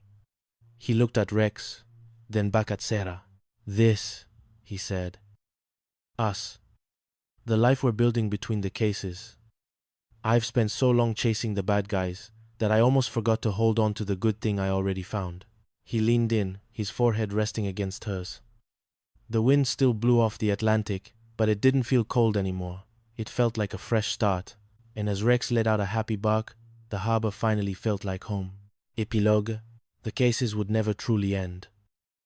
There would always be another shadow in the alleyway, another secret in a corporate boardroom. But as Detective Mark Hudson and Sarah Trong stood together on the front lines of justice, they knew they were no longer just a team. They were a force of nature. And beside them, always, was the dog who had taught them how to love. Called Atlantic Whispers, a novel of mystery and longing in Street Johns. Chapter 1. The Boy Who Draws the Wind. The fog rolled into Street Johns like a living thing, thick and tasting of salt and secrets. Detective Charlie Hudson stood at the edge of the Narrows, his jacket collar turned up against the damp chill. Beside him, Rex, a German shepherd with eyes more soulful than most humans, sat in alert silence. Rex felt it before Charlie did the shift in the air, the vibration of a city holding its breath. "Something's coming, Rex," Charlie murmured, his voice a low rumble that usually only the dog and one other person could truly soften. That other person was currently across town, her auburn hair catching the sterile lights of the lab. Dr. Sarah Truong was a woman of science, of logic, but when she looked at Charlie, the logic often blurred into something far more complicated. The morning began not with a romantic gesture, but with a scream, or rather, the absence of one. Megan Schaefer, a prominent lawyer with a sharp mind and a private heart, had vanished. The only witness was a ghost in the machinery of the city, a 12-year-old boy named Brian. When Charlie arrived at the scene, he found Emma Jansen, a mother whose face was a map of exhaustion and terror. Her son, Brian, was autistic. He didn't speak with words, he spoke with lead and color. "He's gone, Detective," Emma whispered, her hands trembling as she held a sketchbook. "He went out this morning, and he hasn't come back. And Megan, she's gone too." Charlie knelt down, Rex mimicking the movement. They found a drawing on the sidewalk, a hauntingly detailed sketch of a woman being forced into a van. It was Megan. Brian had seen it all. Later that afternoon, at the station, Sarah joined them. The air between her and Charlie was always charged, a delicate dance of professional respect and a magnetic pull neither was quite ready to acknowledge. "Charlie," Sarah said, her hand briefly brushing his arm as they looked at Brian's drawings. "The detail here is incredible. He's not just drawing, he's recording. He's a living camera. I need to talk to him." "Sarah," Charlie said, his eyes lingering on hers. "But he's shut down. He's terrified." "Let Rex help," she suggested softly. "Animals don't demand words. They offer presence." Watching Charlie work with Rex and the boy, Sarah felt a familiar ache in her chest. Charlie Hudson was a man of action, a man who had seen the darkest corners of Newfoundland, yet he handled the boy with a tenderness that made her breath catch. But the case was darkening. A ransom note arrived. $2 million. The kidnapper wasn't just after money, he was after a legacy. Chapter 2. The Price of Silence. The investigation led them to Wilkins Law, a firm where greed wore a three-piece suit. Megan's ex-boyfriend, Jamie, was their first suspect. He was a man drowning in student debt and bitterness. Love turns to hate faster than the tide changes in this harbor, Jesse Mills remarked, his fingers flying across his keyboard as he tracked bank records. But when Charlie and Rex tracked Jamie to a remote clearing, They didn't find a kidnapper. They found a corpse. Jamie had been silenced. A single, professional stab wound to the heart. This isn't a crime of passion anymore, Charlie told Sarah as she examined the body under the dimming Atlantic sun. This is a liquidation. Sarah looked up at him, her face pale in the twilight. Charlie, the killer used Jamie. He framed him, then discarded him. Whoever has Megan is playing a much larger game. They found the connection through Brian's sketches. A man with a scarred face, Earl Blackburn, a career criminal who specialized in disappearing things. But the true architect was closer to home. Todd, the senior partner at the law firm, had been embezzling from escrow accounts. Megan had found out. The rescue was a blur of adrenaline. In an abandoned machine shop in the Golds, Charlie and Rex moved like a single shadow. When Todd leveled a gun at Megan, Rex didn't hesitate. A blur of fur and teeth, and the threat was neutralized.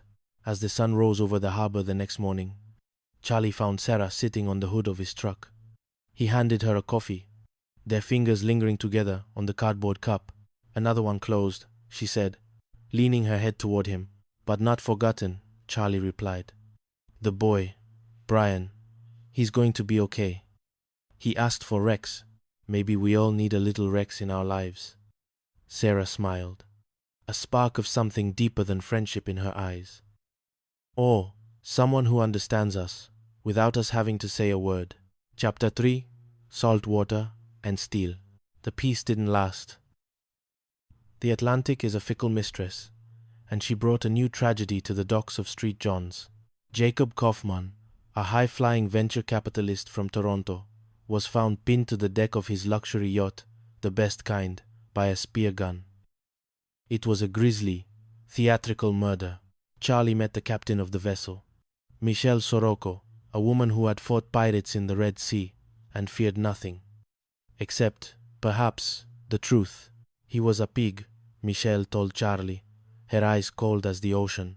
He bullied his wife. He humiliated his crew. But I didn't kill him. I have a reputation to uphold. Sarah was in her element on the boat. Her kit spread out across the teak deck. The spear was coated in seawater, Charlie. The killer didn't bring it on board in a bag. They came from the water. As they worked the case, the romantic tension between Charlie and Sarah shifted into the domestic. They found themselves sharing a late-night meal at a small diner near the marina, the rain drumming against the glass. "You ever think about leaving, Sarah?" Charlie asked suddenly. "Going back to Toronto? Somewhere easier?" Sarah looked at him, the light of the diner reflecting in her dark eyes. "I used to, but then I realized that easier doesn't mean better. There's a pulse to this place, Charlie, and there are people here I can't imagine not seeing every day." Charlie reached across the table, his hand covering hers. He didn't pull away. "I know the feeling. The investigation revealed a tech scam. Kaufman wasn't a genius. He was a shark. His business partner, Veronica, was the real brains. She had developed an AI that was actually just a room full of programmers in India. Kaufman had found out, and he was going to cut her out. The motive was hidden in Kaufman's watch, a gold reproduction that held the 6-4 digit key to a $100 million cryptocurrency account. The climax took place back on the best kind. Veronica, armed and desperate, tried to flee. But Rex, the sea dog, proved his worth. He tracked her scent through the salt and diesel, cornering her as she tried to dive into the harbor. When the dust settled, Captain Michelle looked at Charlie and Rex. "You two, you're a hell of a team." "The best," Charlie agreed, looking not at the dog, but at Sarah, who was standing by the ambulance, her eyes never leaving his. Chapter 4. The Bitter Taste of Gin. The third case brought them to the historic Devereux distillery. Willem Devereux, the patriarch of a gin empire, was found drowned in a vat of his own product. It was a family affair, 3 children, all of whom had a reason to want the old man gone. Alan, the CFO who was being cut out. Jaden, the son, who was secretly selling the company to the Japanese. And Melanie, the daughter whose ideas had been stolen by her father. "Gin is a medicinal spirit," Sarah noted, as she sampled the botanical air of the distillery. The secret was in the Labrador tea, a local botanical that gave the new Devereaux expression its unique kick. It was also toxic in high doses. As Charlie and Sarah delved into the family's twisted history, they found themselves at a gala for the gin's launch. Charlie looked uncharacteristically sharp in a suit, and Sarah was breathtaking in a deep green dress that matched the Newfoundland hills. They shared a dance, the music slow and haunting. "You're a good dancer, Hudson," Sarah whispered, her hand resting on his shoulder. "I have a good partner," he replied, pulling her slightly closer. For a moment, the murders, the vats of gin, and the suspects vanished. There was only the scent of her perfume and the steady beat of his heart. But the dance was interrupted by a scream. Simone Sawyer, a famous spirits critic, had been poisoned. The killer wasn't the disgruntled son or the embezzling CFO. It was Melanie. She had discovered her father was actually proud of her, that he was leaving the company to her because she was the only one with the Devereaux spirit. But she had found out too late. Tu. He failarabo, para l'escandayeli Devereaux spirit. Tu. In a fit of rage, thinking he was disinheriting her, she had pushed him into the vat. Then, she had tried to frame her brothers by poisoning the critic. "Greed is one thing," Charlie said as he led Melanie away in handcuffs. "But killing the only person who actually believed in you? That's a different kind of dark." Chapter 5. The Shadows of Cape Royal. The final act of the season's opening took them deep into the woods. The Craner family longtime thorns in the side of the SJPD were finally within reach. Jason Craner, the patriarch, was a man who ruled through fear. His son, Tyler, was a loose cannon with a gun and a grudge. When they killed a low-level informant named Malcolm Carter, a witness saw it all. Wyatt Donner, a hiker who just wanted to clear his head. Charlie, Sarah, and Rex headed into the rugged terrain of Cape Royal to find Wyatt before the Craner hitwoman, Serena Rickett, could get to him. The forest was a maze of ancient trees and jagged cliffs. As they hiked, Sarah stumbled, and Charlie caught her, his arms wrapping around her to steady her. They stayed like that for a heartbeat too long, the silence of the woods amplifying the tension between them. "Be careful," he said, his voice thick. "Always," she whispered. They found Wyatt, but they weren't alone. Serena Rickett was a professional. The shootout was intense.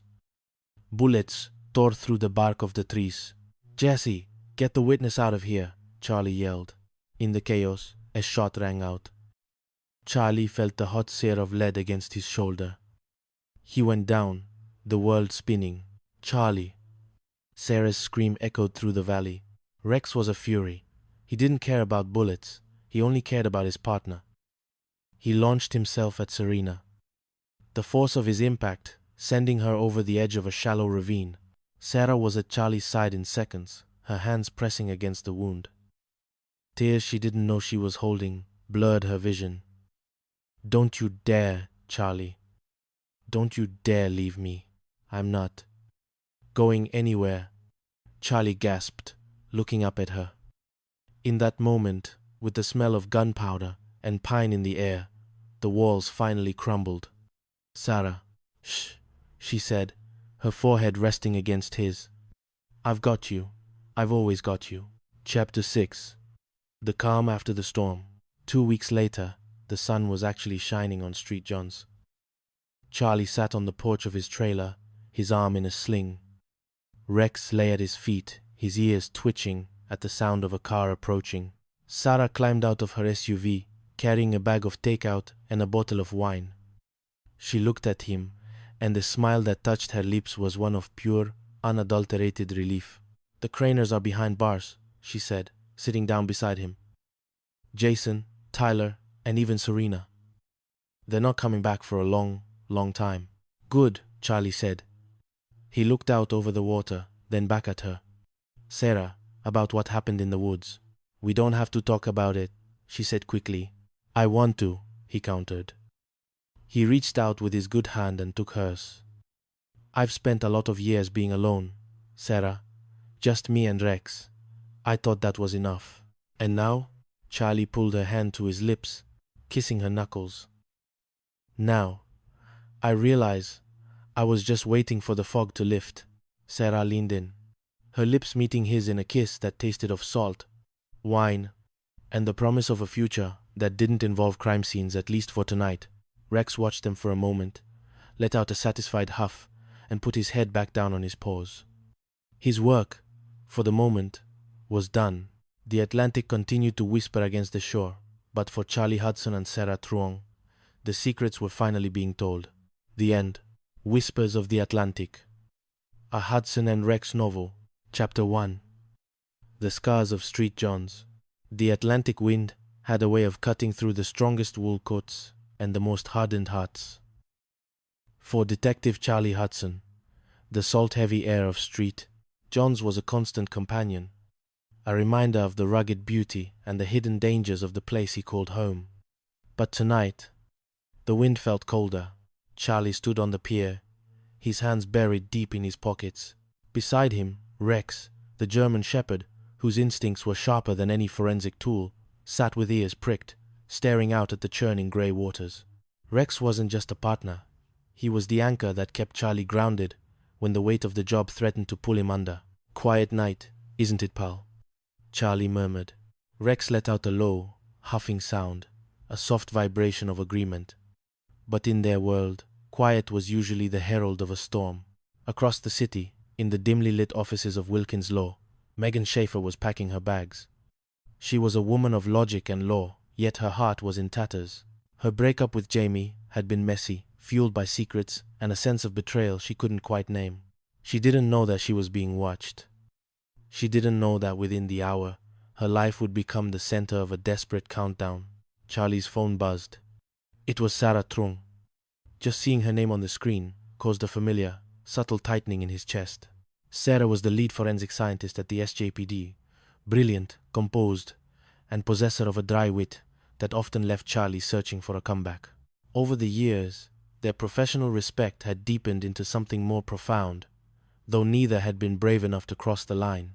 "Charlie," her voice came through, steady but laced with the urgency he knew well. "We have a problem. Or rather, two. A missing person and a possible abduction. And you're going to want Rex for this one." Chapter 2. The Boy Who Sees. The investigation began in a flurry of activity. Megan Schaefer had vanished on her walk home, leaving behind nothing but a discarded briefcase and a chilling silence. But the case took a turn when Charlie met Emma Johnson. Emma's son, Brian, was 12 years old and lived with autism.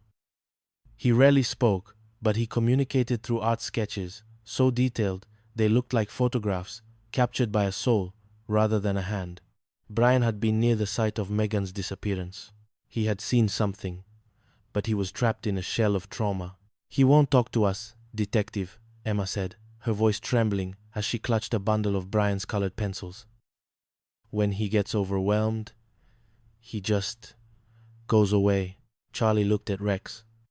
"You think you can help, pal?" Rex approached the boy with a gentleness that was almost human. He didn't bark. He didn't demand attention. He simply sat near Brian, his head resting on his paws.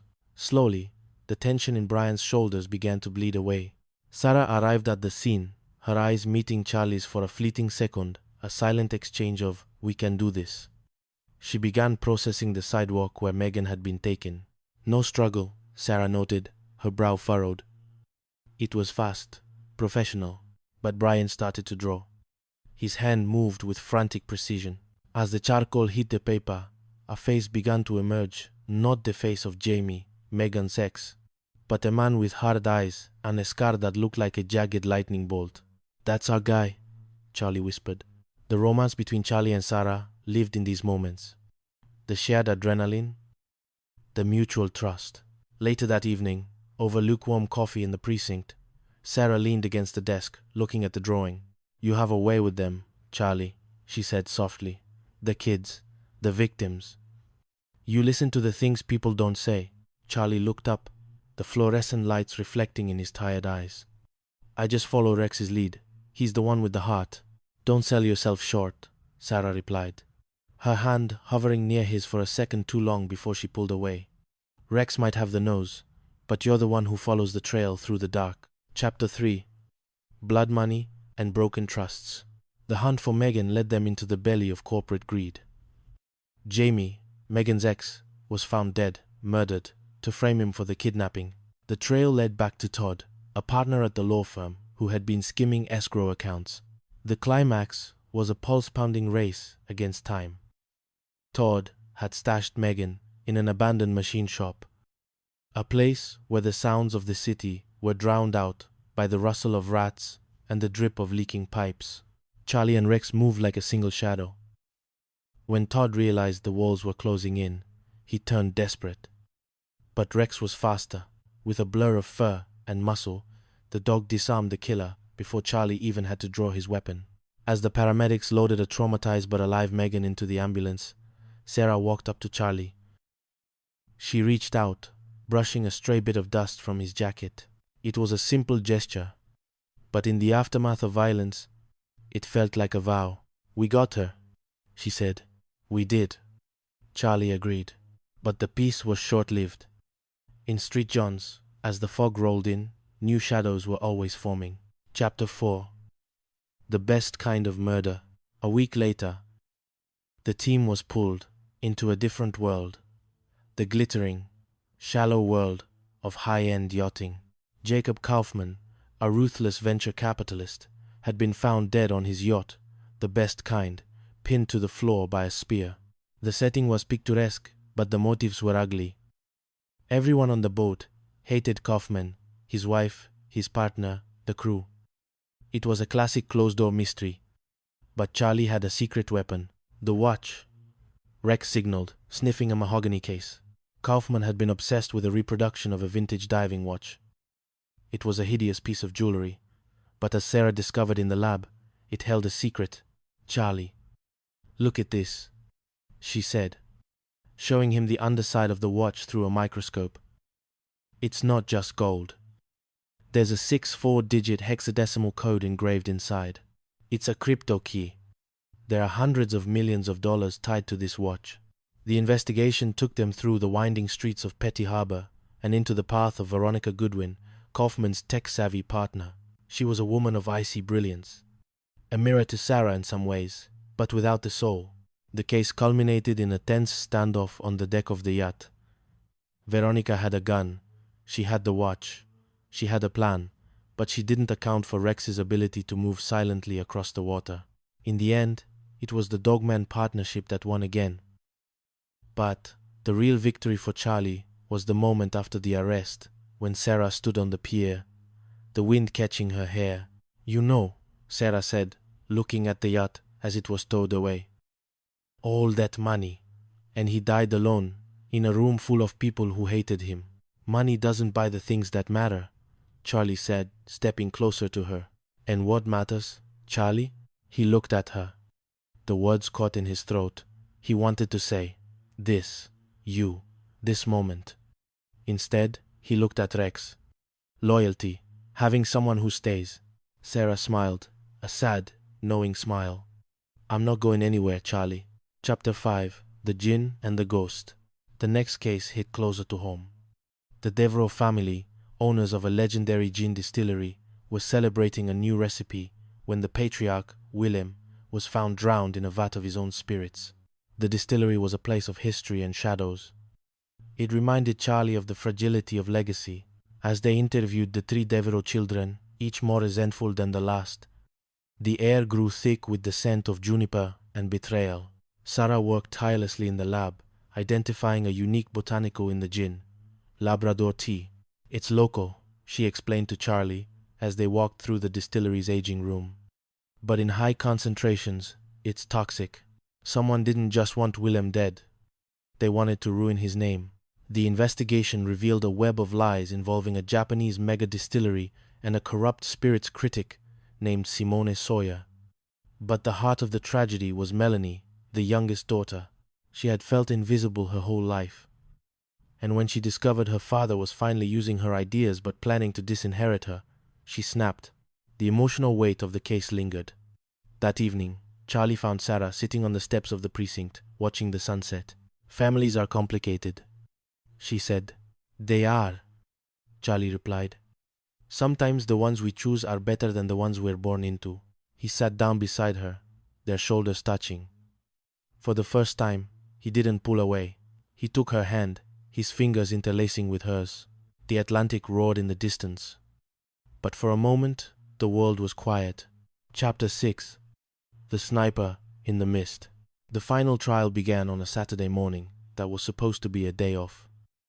Charlie, Sarah, Rex, and Jesse had planned a simple hike at Cape Royal. They wanted to escape the sirens and the paperwork, but the forest held a predator.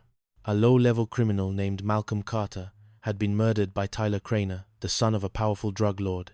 A witness, Wyatt Donner, had fled into the woods, and the Craners had sent a professional hitwoman, Serena Rickett, to silence him. The hike turned into a hunt. "Charlie!" Jesse shouted as the first shot rang out, splintering the bark of a tree inches from his head. "Get down!" Charlie yelled, shoving Jesse toward a rock outcropping. The mist was thick, turning the woods into a labyrinth of grey ghosts. Charlie was hit, a glancing blow to the shoulder that sent a searing heat through his body. He went down, the world spinning. "Charlie!" Sarah's voice was a scream of pure agony. "Stay back, Sarah. Get Wyatt out of here." Charlie gasped, clutching his shoulder as blood began to soak through his shirt. But Sarah wouldn't leave him. She reached him, her hands pressing against his wound. Her eyes were wide, filled with a terror he had never seen before. "You are not dying here, Charlie Hudson." Rex was a blur of fury. He knew the scent of the shooter. He disappeared into the mist, a silent guardian moving toward the threat. While Jesse protected the witness, Sarah stayed with Charlie in the hollow of a fallen tree. The sounds of the helicopter grew louder, a mechanical heartbeat in the sky. "Sarah?" Charlie whispered, his voice fading. "If I don't you dare," she sobbed, pressing her forehead against his. "Don't you say it. We have so many things left to do. So many things I haven't told you." "I know," he smiled weakly. "I know." Chapter 7. The Calm After the Storm. Weeks later, the wounds had closed, but the world looked different. The Craners were behind bars, and Serena Rickett was in custody. The team was back at the pier, the site where so many of their stories began. Charlie's arm was in a sling, but his spirit was whole. Rex sat between him and Sarah, looking proud. "Donovan's making his famous potato salad," Jesse said, breaking the silence. "He says we've earned it." "He's right," Sarah said. She looked at Charlie, her eyes soft. The almost moments were over. The danger had stripped away the walls they had built. Charlie reached out with his good hand and pulled her into a hug. It wasn't a tentative gesture. It was the embrace of two people who had seen the end and decided to keep going together. "I love you, Sarah," he whispered into her hair. She pulled back just enough to look him in the eye. "I know, and I love you, but if you ever take a shortcut through a sniper's nest again, I'm letting Rex lead the department." Charlie laughed, a sound that carried over the waves. As the sun set over the Atlantic, casting a golden path across the water, the detective and the scientist walked back toward the city. Rex trotted ahead, his tail wagging, knowing that the pack was finally whole. Street John's was still a place of mysteries and storms, but as long as they had each other and a very good dog, they could face whatever the Atlantic whispered their way. Shadows over Street John's. A Hudson and Rex novelization. Prologue. The Watcher in the Mist. The fog in Street John's was a living thing. It crawled over the colorful houses of Jellybean Row, clinging to the salt-crusted docks of the harbor like a cold, damp shroud. For Detective Charlie Hudson, it was the breath of the city he had sworn to protect. For Rex, the German shepherd sitting stoically at his side, it was a tapestry of scents: salt, diesel, old wood, and the faint, metallic tang of something that didn't belong. Charlie rested a hand on Rex's neck. They were standing on the cliffs of Signal Hill, looking out over the Atlantic. The wind whipped through Charlie's jacket, but he didn't mind the chill. It was in these quiet moments that the weight of the badge felt heaviest. He glanced at his phone. A message from Sarah Truong, glowing on the screen. Still at the lab. Don't forget the gala prep tomorrow. A small smile touched Charlie's lips. Sarah was the reason the harbor didn't seem so lonely anymore. But in a city built on shipwrecks and secrets, peace was always a fleeting guest. Chapter 1. The Vanishing. The day Megan Schaefer disappeared, the sun had barely managed to pierce the clouds. Megan was a sharp, private woman, a lawyer who kept her emotions locked behind billable hours and professional decorum. Her breakup with Jamie Bremen had been quiet, or so everyone thought. How many times do I have to tell you? I didn't do it. Jamie's voice had echoed in the hallway of Wilkins Law earlier that morning. Jamie was a man falling apart, his voice raised in a desperate plea that Megan had met with cold silence. Stay away from me, Jamie. This isn't over. Hours later, Megan was walking home, her mind likely on the irregular escrow accounts she'd discovered funds that had vanished into thin air. She never made it to her front door. A white van, a sudden struggle, and then silence. The only witness was a boy named Brian. Brian saw the world differently. To the 12-year-old, the world was a cacophony of colors and patterns, an overwhelming sensory landscape that he navigated with his pencils. When Charlie and Rex arrived at the scene, Brian was gone, spiraling into the white noise of his own mind after witnessing the abduction. He's autistic, his mother, Emma, explained, her voice trembling. He can't tell you what he saw in words, detective. He communicates through his art. Charlie knelt beside the sidewalk where Brian had been found. Rex circled the area, his nose to the ground. There was a lingering scent of ozone and cheap floor wax, the smell of a rental van. We'll find them both, Emma, Charlie promised. As he looked at the intricate, hyper-detailed drawing Brian had left behind on the pavement, a sketch of a man's silhouette, he knew this wasn't just a kidnapping. It was a harvest of old grudges. Chapter 2. The Heart of the Partner. Back at the station, the air was thick with caffeine and tension.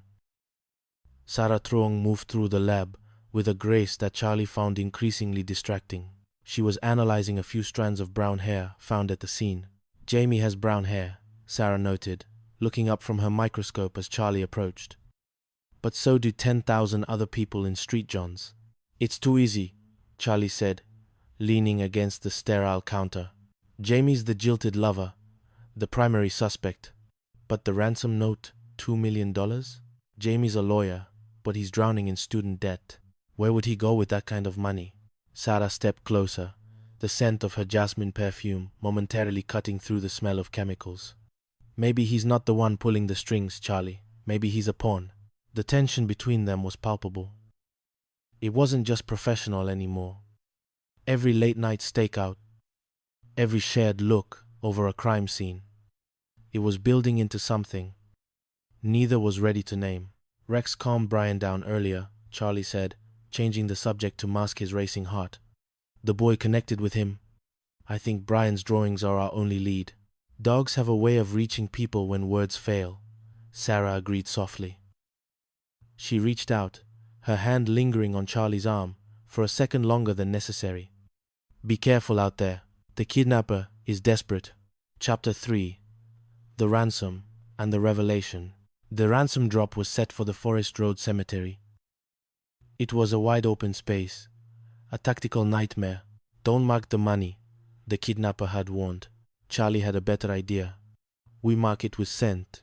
Sarah had prepared a synthetic compound, undetectable to humans, but a beacon for Rex. As Megan's father dropped the duffel bag on a lonely bench, the team watched from the shadows. A teenager grabbed the bag and ran. Rex was on him in seconds. But the boy was just a mule, recruited through an online gaming site. The trail led back to a Cyprus-based VPN and a name, Bregjam. A play on Jamie Bregman's name, Jesse Mills, the team's tech expert, muttered. But the real twist came when they found the van. Inside, Jamie Bregman wasn't waiting with Megan. He was lying on the floor, dead, from a single, professional stab wound. Jamie didn't kidnap her, Charlie realized. Looking at the crime scene, he was the scapegoat. Someone at the law firm knew about the stolen accounts. Someone who needed a ghost to blame. The mastermind was Todd, the very man who had suggested the SJPD look into Jamie. He had hired Earl Blackburn, a hardened criminal, to do the dirty work. In a final, heart-pounding confrontation at an abandoned machine shop, Charlie and Rex tracked Megan's scent through a maze of rusted steel. Rex's bark echoed through the rafters, leading Charlie to a locked room where Megan lay shivering. As Charlie led her out, he saw Sarah waiting by the ambulance. The relief in her eyes was a mirror of his own. The case was closed, but the night was young. Chapter 4. Death on the High Seas. Peace in Street Johns lasted exactly 48 hours. The Best Kind, a luxury yacht chartered by Toronto millionaire Jacob Kaufman, became the setting for the next tragedy.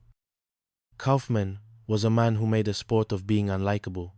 Equalité, he bullied his wife, Andrea, humiliated his partner, Veronica, and treated the crew like scenery. When he was found, pinned to his cabin wall by a spear gun, there were few mourners. A spear gun? Sarah asked, surveying the body. That's theatrical. And specific, Charlie added. The yacht doesn't carry them. Someone brought this on board. The list of suspects was a who's who of people Kaufman had insulted. There was James Endicott, the software developer whose AI waterfront turned out to be a scam involving a room full of coders in India. There was Blaine, the deckhand with a secret criminal record, and Michelle, the captain who had seen too much. As Rex sniffed a mahogany watch case on Kaufman's bedside table, Charlie noticed something. The watch is missing. A gold 1966 Canavri reproduction. Kaufman was a ludite, Sarah observed later in the lab. He didn't trust computers.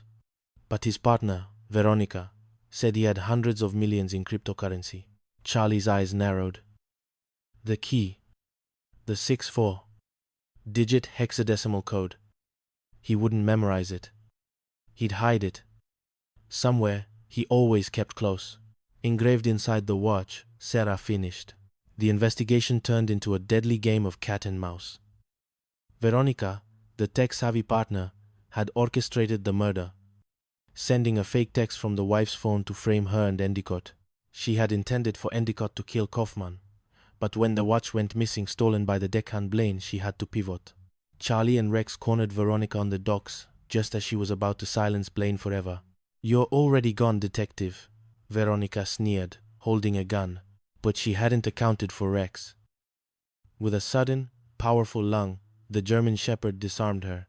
That night, on the deck of the Best Kind before it was returned to the agency, Charlie and Sarah sat on the stern.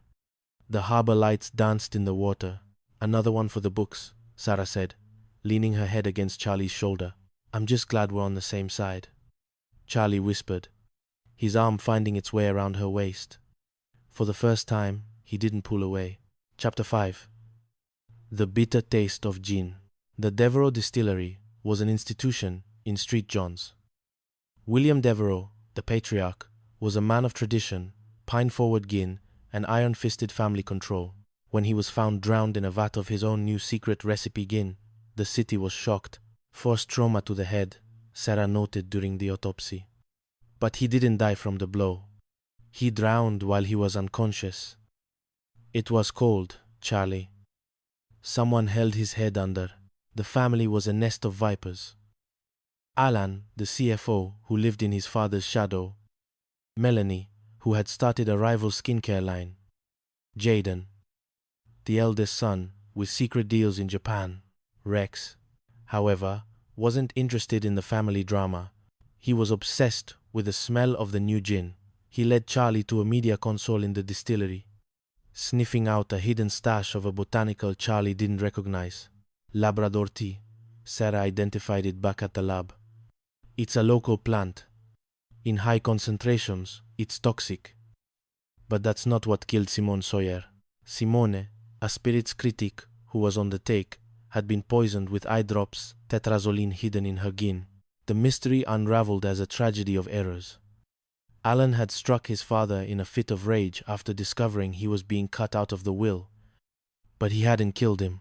Melanie, the daughter who felt most ignored, had found her father unconscious. Instead of calling for help, she saw an opportunity. She dragged him to the vat and finished the job, then tried to frame her brothers by using the eye drops on Simone. He tore me down my whole life, Melanie cried as she was led away in handcuffs. I thought he was going to humiliate me in front of everyone. Charlie watched the sunset from the distillery's balcony. Sarah joined him, 2 glasses of the Willem's blend in hand, the non-toxic version. To Rex, she said, clinking her glass against Charlie's. The best nose in the business. To us, Charlie replied, his voice low and sincere. Chapter 6. The Forest of Secrets. The final challenge came from the woods. The Trainer family, Jason, and his son Tyler were the kings of the Street John's underworld. They were slippery, ruthless, and until now, untouchable. When Tyler shot a low-level blackmailer named Malcolm Carter in broad daylight, he left a witness, Wyatt Donner. Wyatt fled into the rugged wilderness of Cape Royal.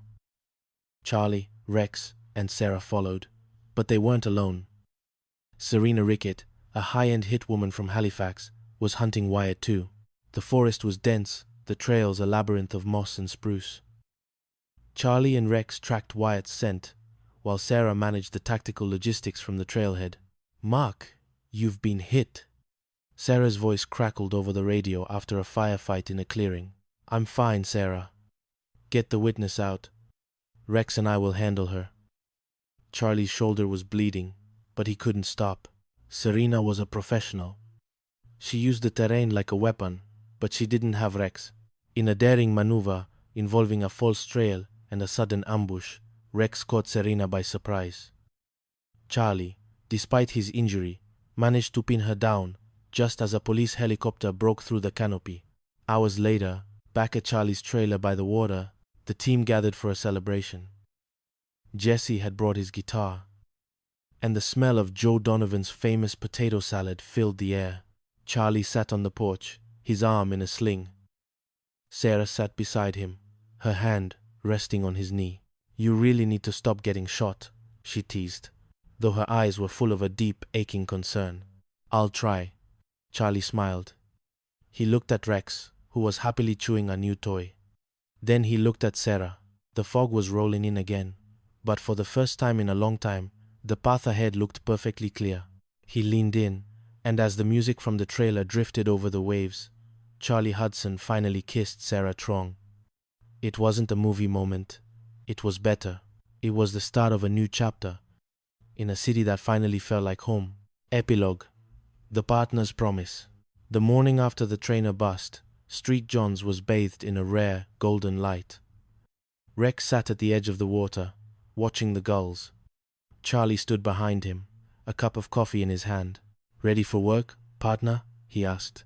Rex barked, a sharp, joyous sound that echoed off the cliffs. Charlie looked back at the trailer, where Sarah was just waking up. He knew the cases would never stop. There would be more shadows, more secrets, more dangers. But as long as he had Rex at his side and Sarah in his heart, Charlie Hudson knew he could weather any storm the North Atlantic threw his way. The city was quiet, but it was a quiet born of peace, not fear. And as the sun rose over the harbor, the detective and the dog headed back into the fray. Together, the end, whispers in the salt air. The Chronicles of Hudson and Rex. Prologue. The fog over Jellybean Row. The fog in Street John's, Newfoundland, did not merely roll in. It possessed the city.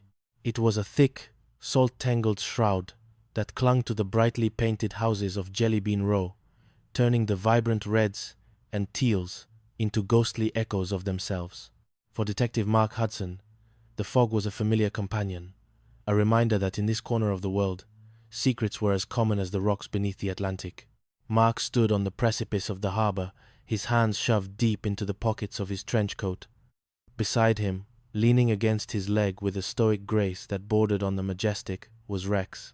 The German shepherd's ears were pricked, his dark eyes scanning the mist-heavy horizon. They were a pair born of shared trauma and unspoken understanding, a man who had lost his way and a dog who had found him. It's going to be a long season, partner, Mark murmured. Rex let out a soft huff of agreement. This was a city of stories. Some were told over pints of stout in dim-lit pubs, but others, the ones Mark was paid to find, were whispered in the shadows of law firms, carved into the hulls of drifting yachts, and hidden in the steam of old distilleries. And then there was Sarah. Mark's thoughts often drifted to Sarah Trong. Their relationship was a dance of professional respect and a magnetic, agonizingly slow-burning tension. Every glance in the lab, every shared coffee after a grueling shift, felt like a chapter they hadn't yet dared to write. As the first siren of the morning wailed through the fog, Mark knew the piece was over. A young woman was missing, a boy was lost in his own mind, and the salt air was about to be stained with the scent of betrayal. Chapter 1. The Shattered Silence. Megan Schaefer was a woman of routine, but on this particular morning, her heart was a chaotic mess. The breakup with Jamie had been messy, not the screaming kind, but the quiet, suffocating kind where silence became a weapon. She had moved back home, trying to find herself in the familiar comfort of her parents' house. Yet the halls of Wilkins Law felt narrower every day. Jamie, how many times do I have to tell you? I didn't do it. Her voice had echoed in the hallway of the firm earlier that week. Jamie's face had been a mask of suspicion. There's nothing to talk about, Megan. The accounts don't lie.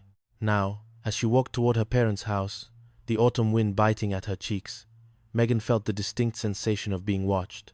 She quickened her pace, her heels clicking rhythmically on the damp pavement. She pulled her coat tighter. She should have taken a cab. She should have stayed in the office. She never saw the van, a screech of tires, the smell of burning rubber and old oil. A sliding door hissed open. Before she could scream, a hand gloved and cold was over her mouth. The world tilted. The grey sky disappeared, and the darkness of a van's interior swallowed her whole. A block away, 12-year-old Brian Jansen sat on the sidewalk. Brian saw the world in patterns. He saw the way the light hit the cracks in the concrete. He saw the exact shade of the van's rust. A color he called Sienna 8.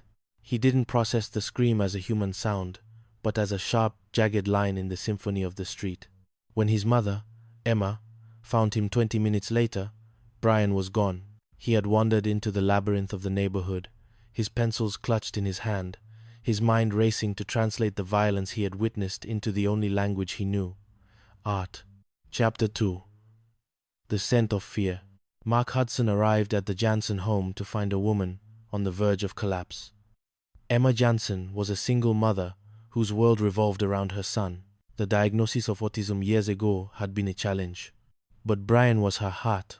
He doesn't speak much, Emma told Mark, her voice trembling as she showed him Brian's room.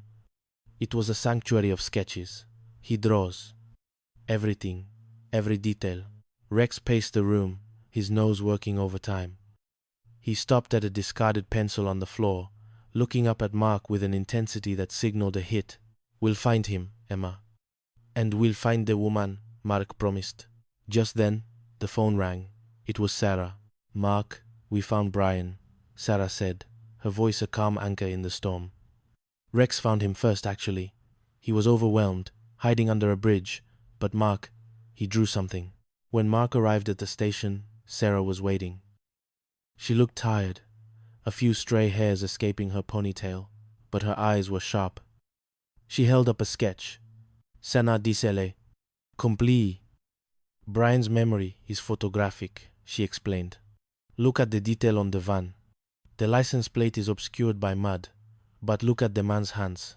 He's wearing a very specific type of ring." The investigation led them back to Wilkins Law. It was a place of high ceilings and higher stakes. Todd, the managing partner, met them with a practiced veneer of concern. "Megan is one of our best," Todd said, leaning back in his leather chair. "And Jamie, well, Jamie is devastated. They were together, you know." But Mark saw the way Todd's fingers twitched when he mentioned the escrow accounts. There was a rot in this firm. And Megan Schaefer had found it. Chapter 3. The Body in the Van. The breakthrough came with a tragedy. A rental van, overdue and tracked by GPS, was found in a parking lot on Drovers Road. Mark and Rex were the first on the scene. Rex barked a sharp, mournful sound. "Inside?" Mark asked. Rex sat by the rear doors. Mark drew his weapon and signaled the backup. When they pried the doors open, they didn't find Megan. They found Jamie. He was slumped against the metal wall, his eyes staring at nothing.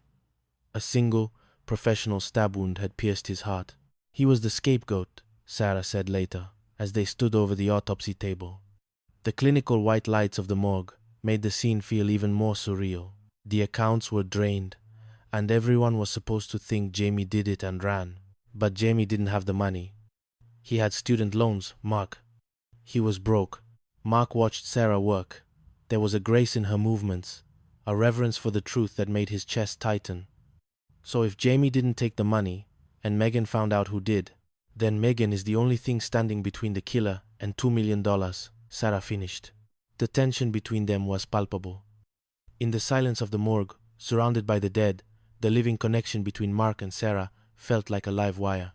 "I won't let her die, Sarah," Mark said softly.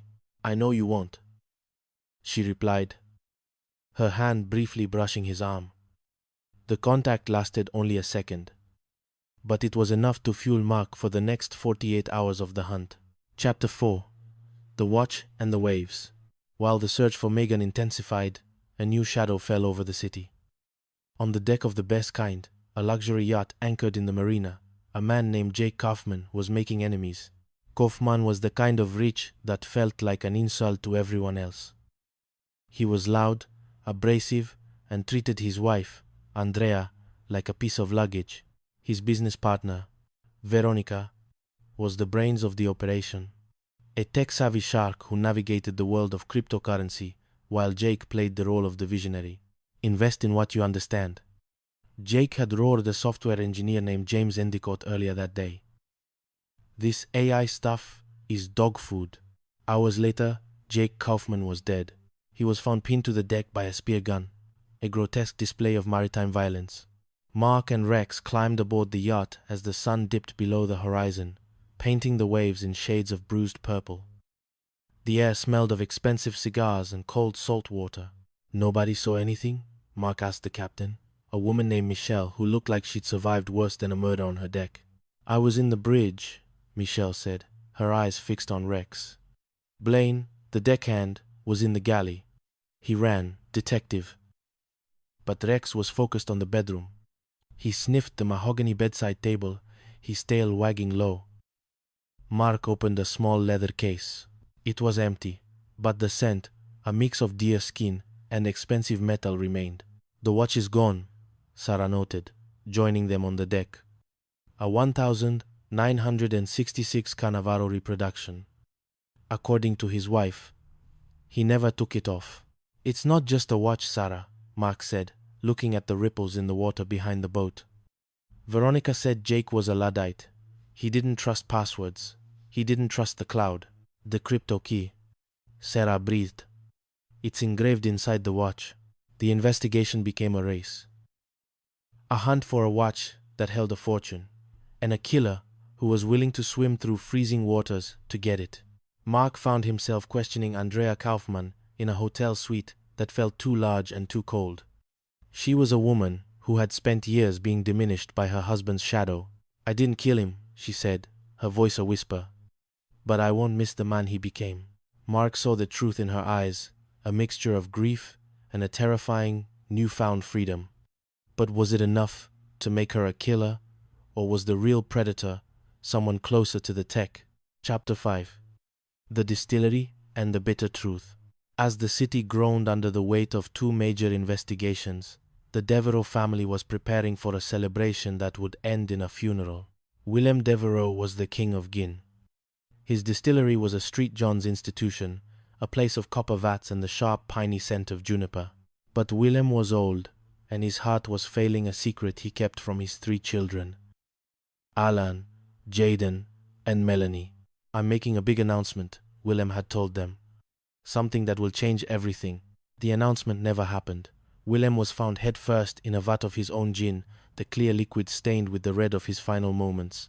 Mark walked into the distillery, the humidity and the smell of alcohol making his head swim.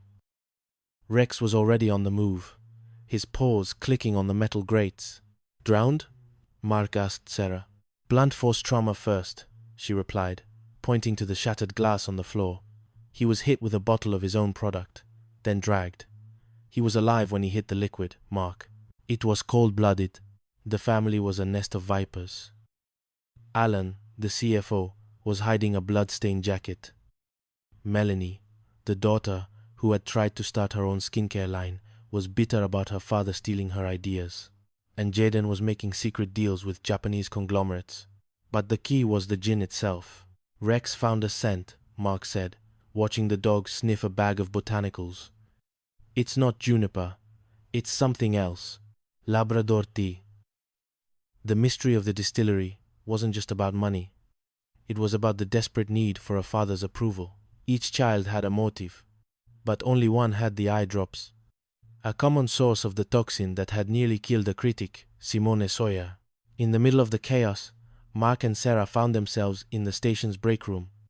It was 3 a.m. The coffee was burnt, and the world outside was silent. How do people do it, Sarah? Mark asked, leaning against the counter. How do families end up like this? Sarah looked at him, her dark eyes soft in the dim light. Greed is a poison, Mark. It starts small, and then it replaces everything else. Love, loyalty, it all just evaporates. Not for everyone, Mark said, his voice dropping an octave. The space between them vanished. Mark reached out, his hand hovering near hers. For a moment, the crimes and the fog didn't matter. There was only the heat of her presence and the unspoken promise of something more. But then, the radio crackled. Detective Hudson? We have a location on the Blackburn truck. And Mark, we think we found the warehouse where Megan is being held. The moment broke. Duty called, but the look Sarah gave him as he walked away was enough to tell him that the conversation wasn't over. Chapter 6.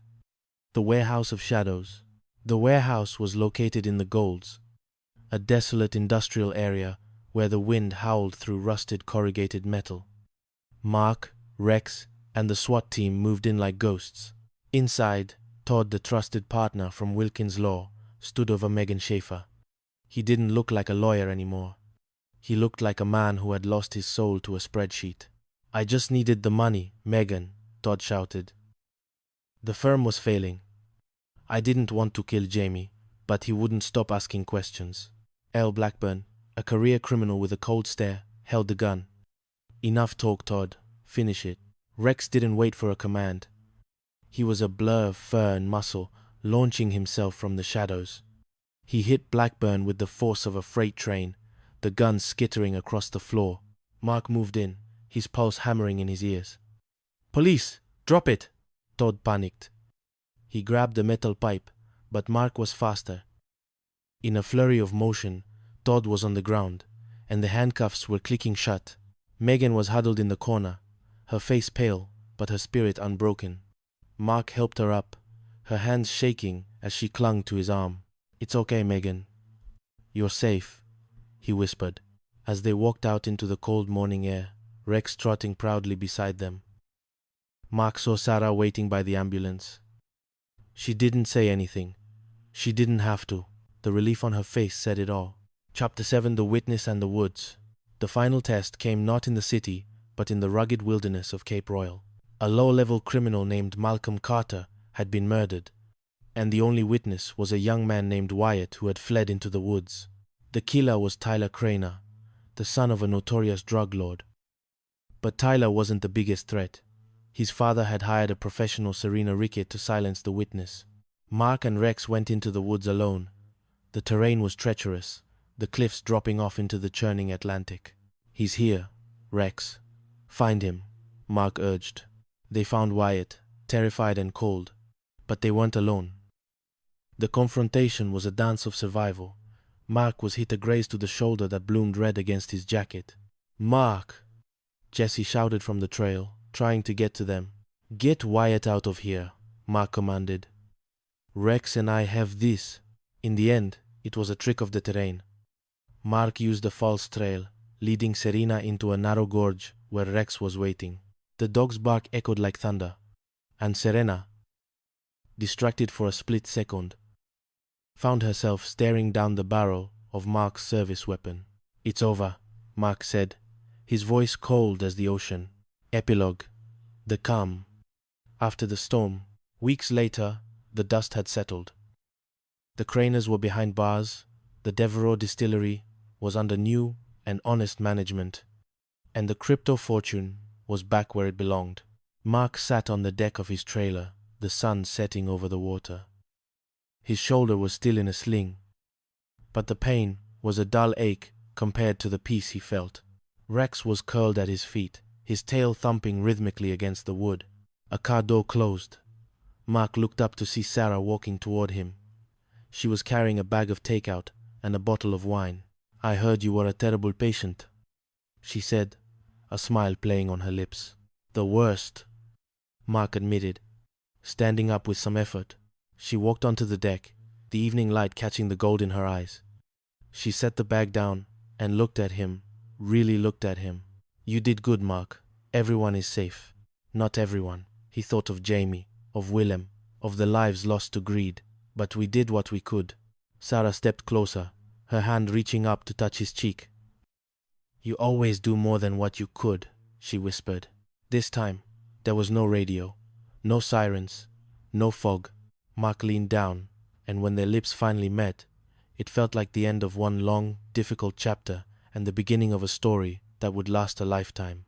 Rex let out a contented sigh, closed his eyes, and finally, the city was at peace. The Harbor of Broken Hearts. A Hudson and Rex mystery. Chapter 1. The cold breath of Street Jones. The wind off the Atlantic didn't just blow in Street Jones. It beat. It carried the scent of salt, old wood, and secrets that the ocean had tried to swallow but couldn't quite digest. Detective Mark Hudson stood on the edge of the wharf, his coat collar turned up against the damp chill. Beside him, Rex, a German shepherd, whose intelligence often felt more human than animal, sat perfectly still. His ears pricked toward the sound of the crashing waves. Mark reached down, his fingers brushing against Rex's thick fur. "Stay alert, partner. Something's coming." Across the yellow-taped perimeter, Sarah Trong stepped out of her mobile forensic unit. Even in her heavy parka and utilitarian boots, she moved with a grace that Mark found increasingly distracting. She held a tablet in one hand and a thermos in the other. "The wind is blowing away our scent trails, Mark," she said, her voice a calm anchor in the rising storm. "If we don't find a lead in the Schaefer case soon, the trail is going to go as cold as the North Sea." They were searching for Megan Schaefer, a rising star at Wilkins Law, who had vanished during her afternoon walk. The parents were frantic, the firm was on edge, and the only witness was a boy who lived in a world of silence. Chapter 2. The Lines of Truth. The investigation led them to a small, modest house where Emma Jansen sat trembling. Her son, Brian, was 12 and lived in a world defined by the beautiful, terrifying isolation of autism. He didn't speak with words. He spoke with lines. His desk was covered in sketches, detailed, photographic renderings of the world around him. He was there, Emma whispered, clutching a cup of tea. "He saw the man who took Megan, but he's retreated. He won't look at me." Mark knelt down, keeping a respectful distance. He looked at Rex. "Buddy, go see if you can make a friend." Rex transitioned into a creature of pure gentleness. He approached the boy with his head low. Brian slowly reached out, his hand sinking into Rex's fur. The boy's hand began to move across a fresh piece of paper. It was a man, but the details, the sharp jaw, the cold eyes pointed toward a betrayal from within the legal firm. Chapter 3. The Ransom and the Rogue. The kidnappers' demands were clear. $2 million in unmarked bills. Jamie, Megan's ex-boyfriend, was the primary suspect until he was found dead, stabbed in the back of a rental van. "It's a frame-up," Mark growled as he stood over Jamie's body. "Someone used him as a scapegoat, then discarded him." Sarah worked the forensics of the ransom drop. Mark, the kidnapper, used a gamer, a kid playing Star Quest, to pick up the bag. He was recruited through a Cyprus-based VPN. "This is sophisticated." "But they didn't count on Rex," Mark said. "They had sprayed the ransom money with a synthetic scent pseudo-cocaine that only Rex could track." The trail led them to an abandoned machine shop in the Golds.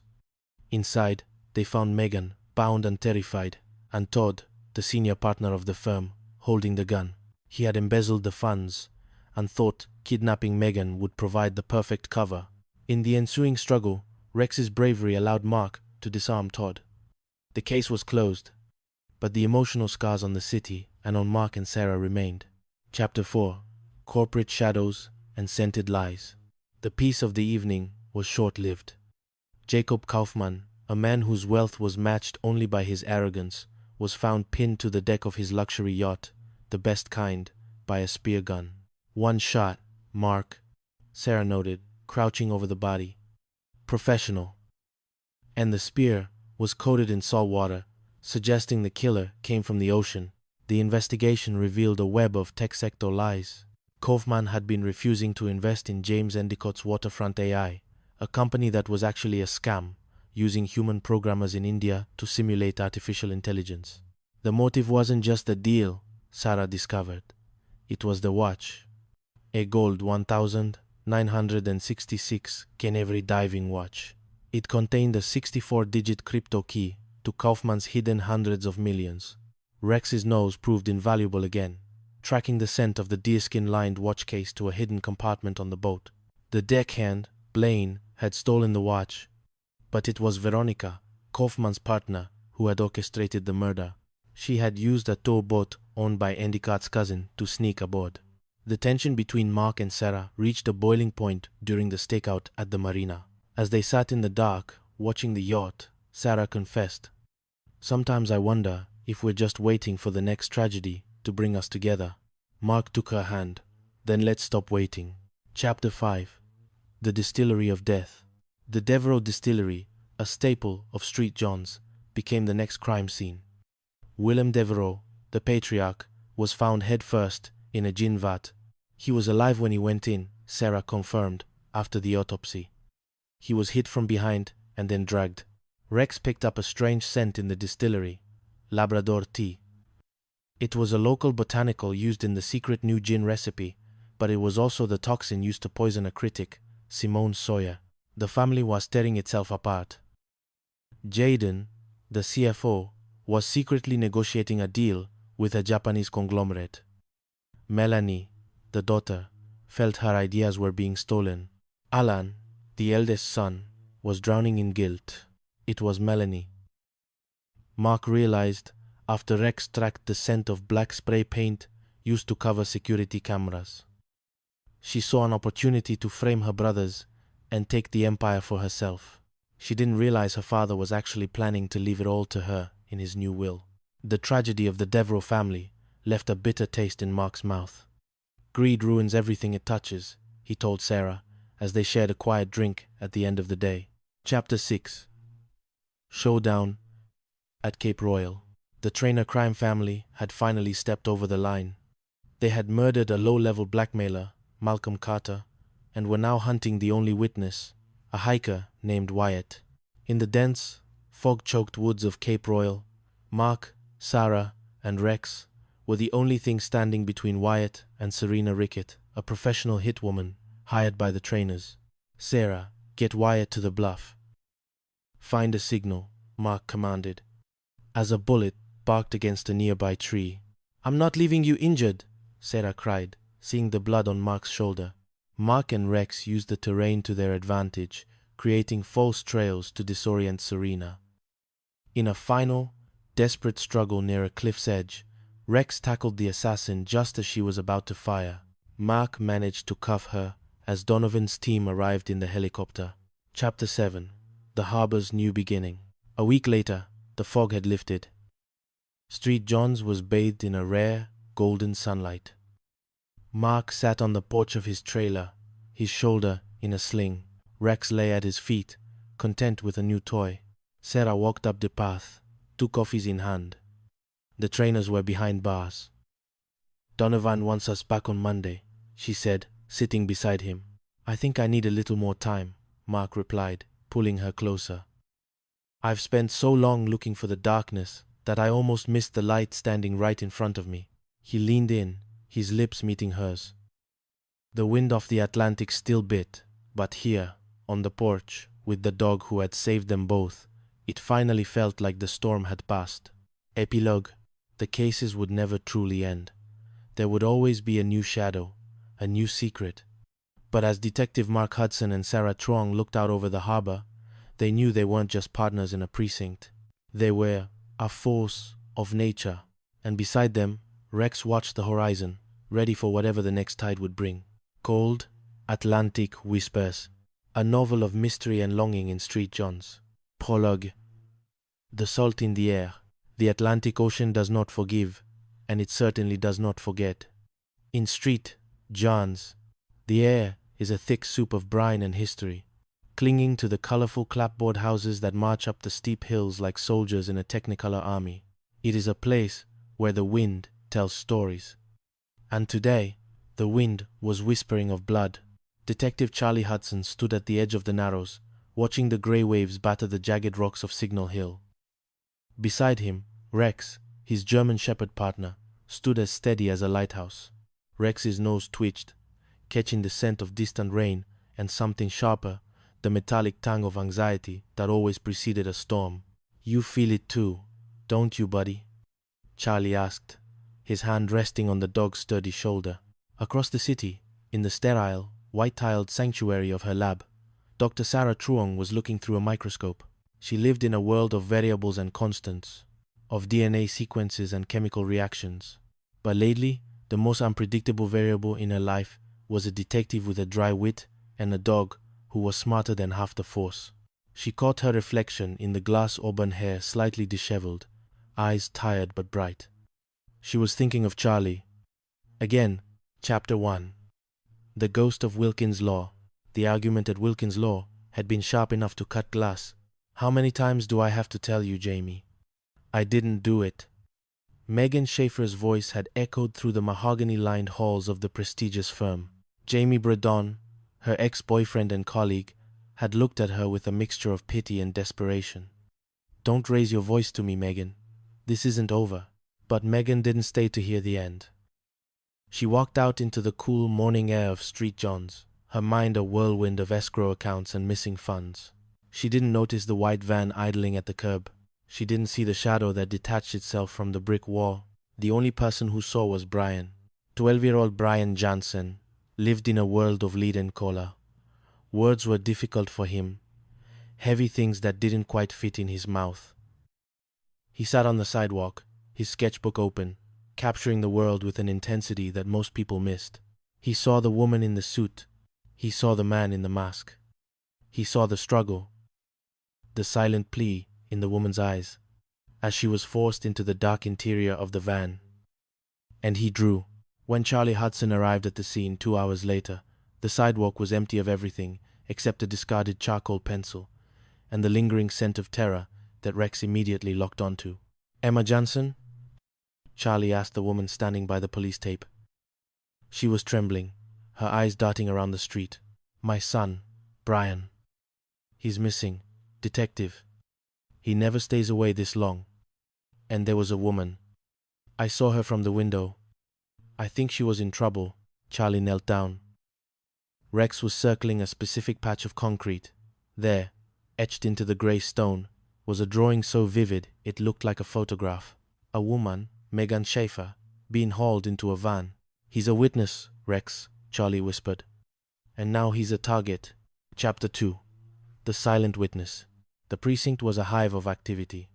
Jesse Mills was already deep into the digital footprint of Wilkins Law, his fingers dancing across the keys. "Megan Schaefer," Jesse said, pulling up her profile on the large monitors. "Top-tier litigator, clean record.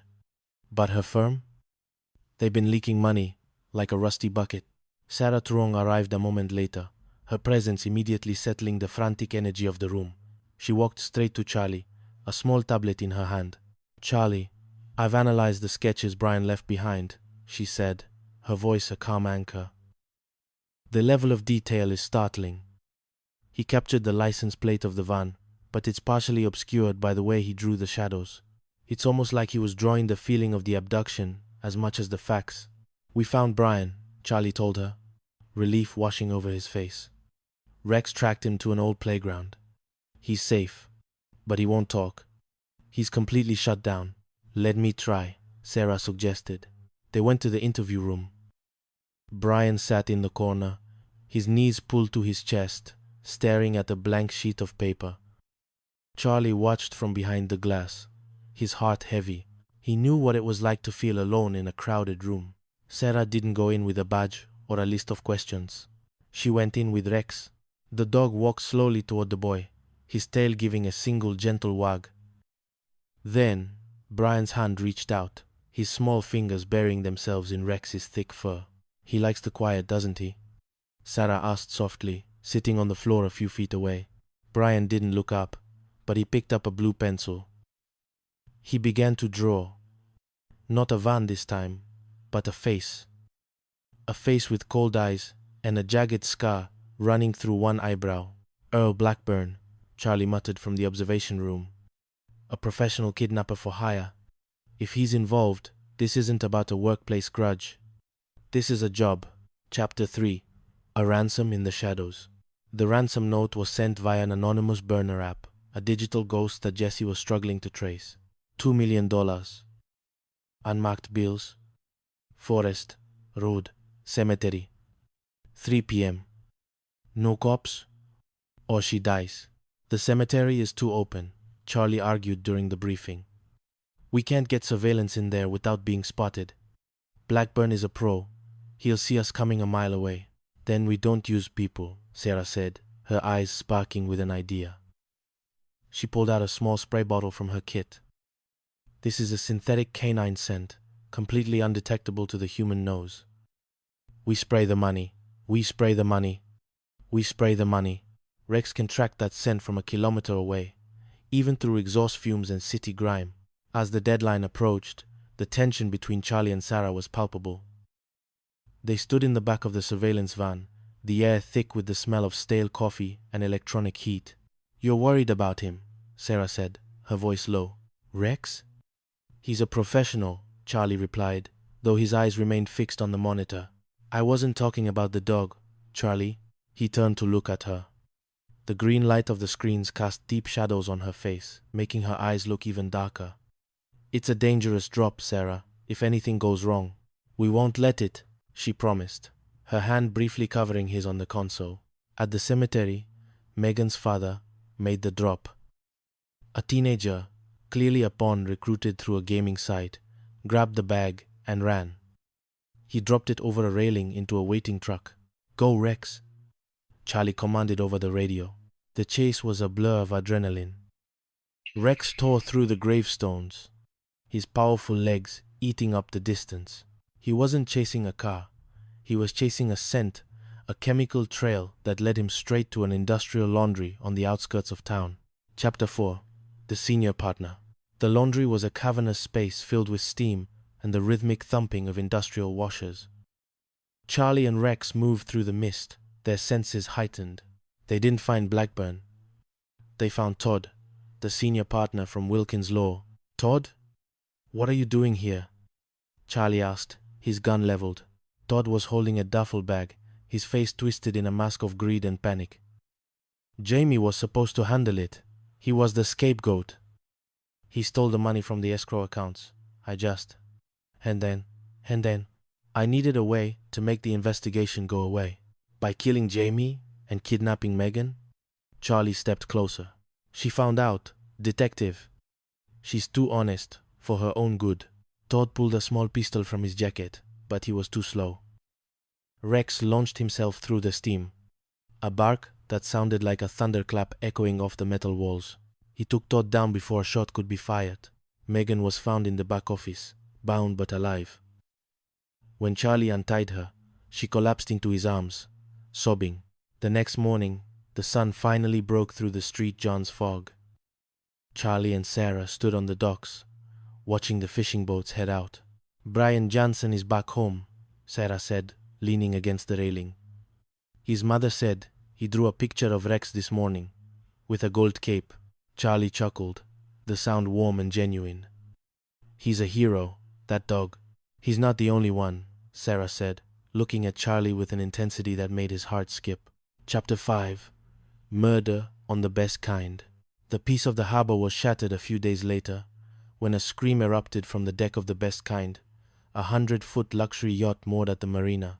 Jacob Kaufman, A billionaire venture capitalist with a reputation for being a shark was found dead.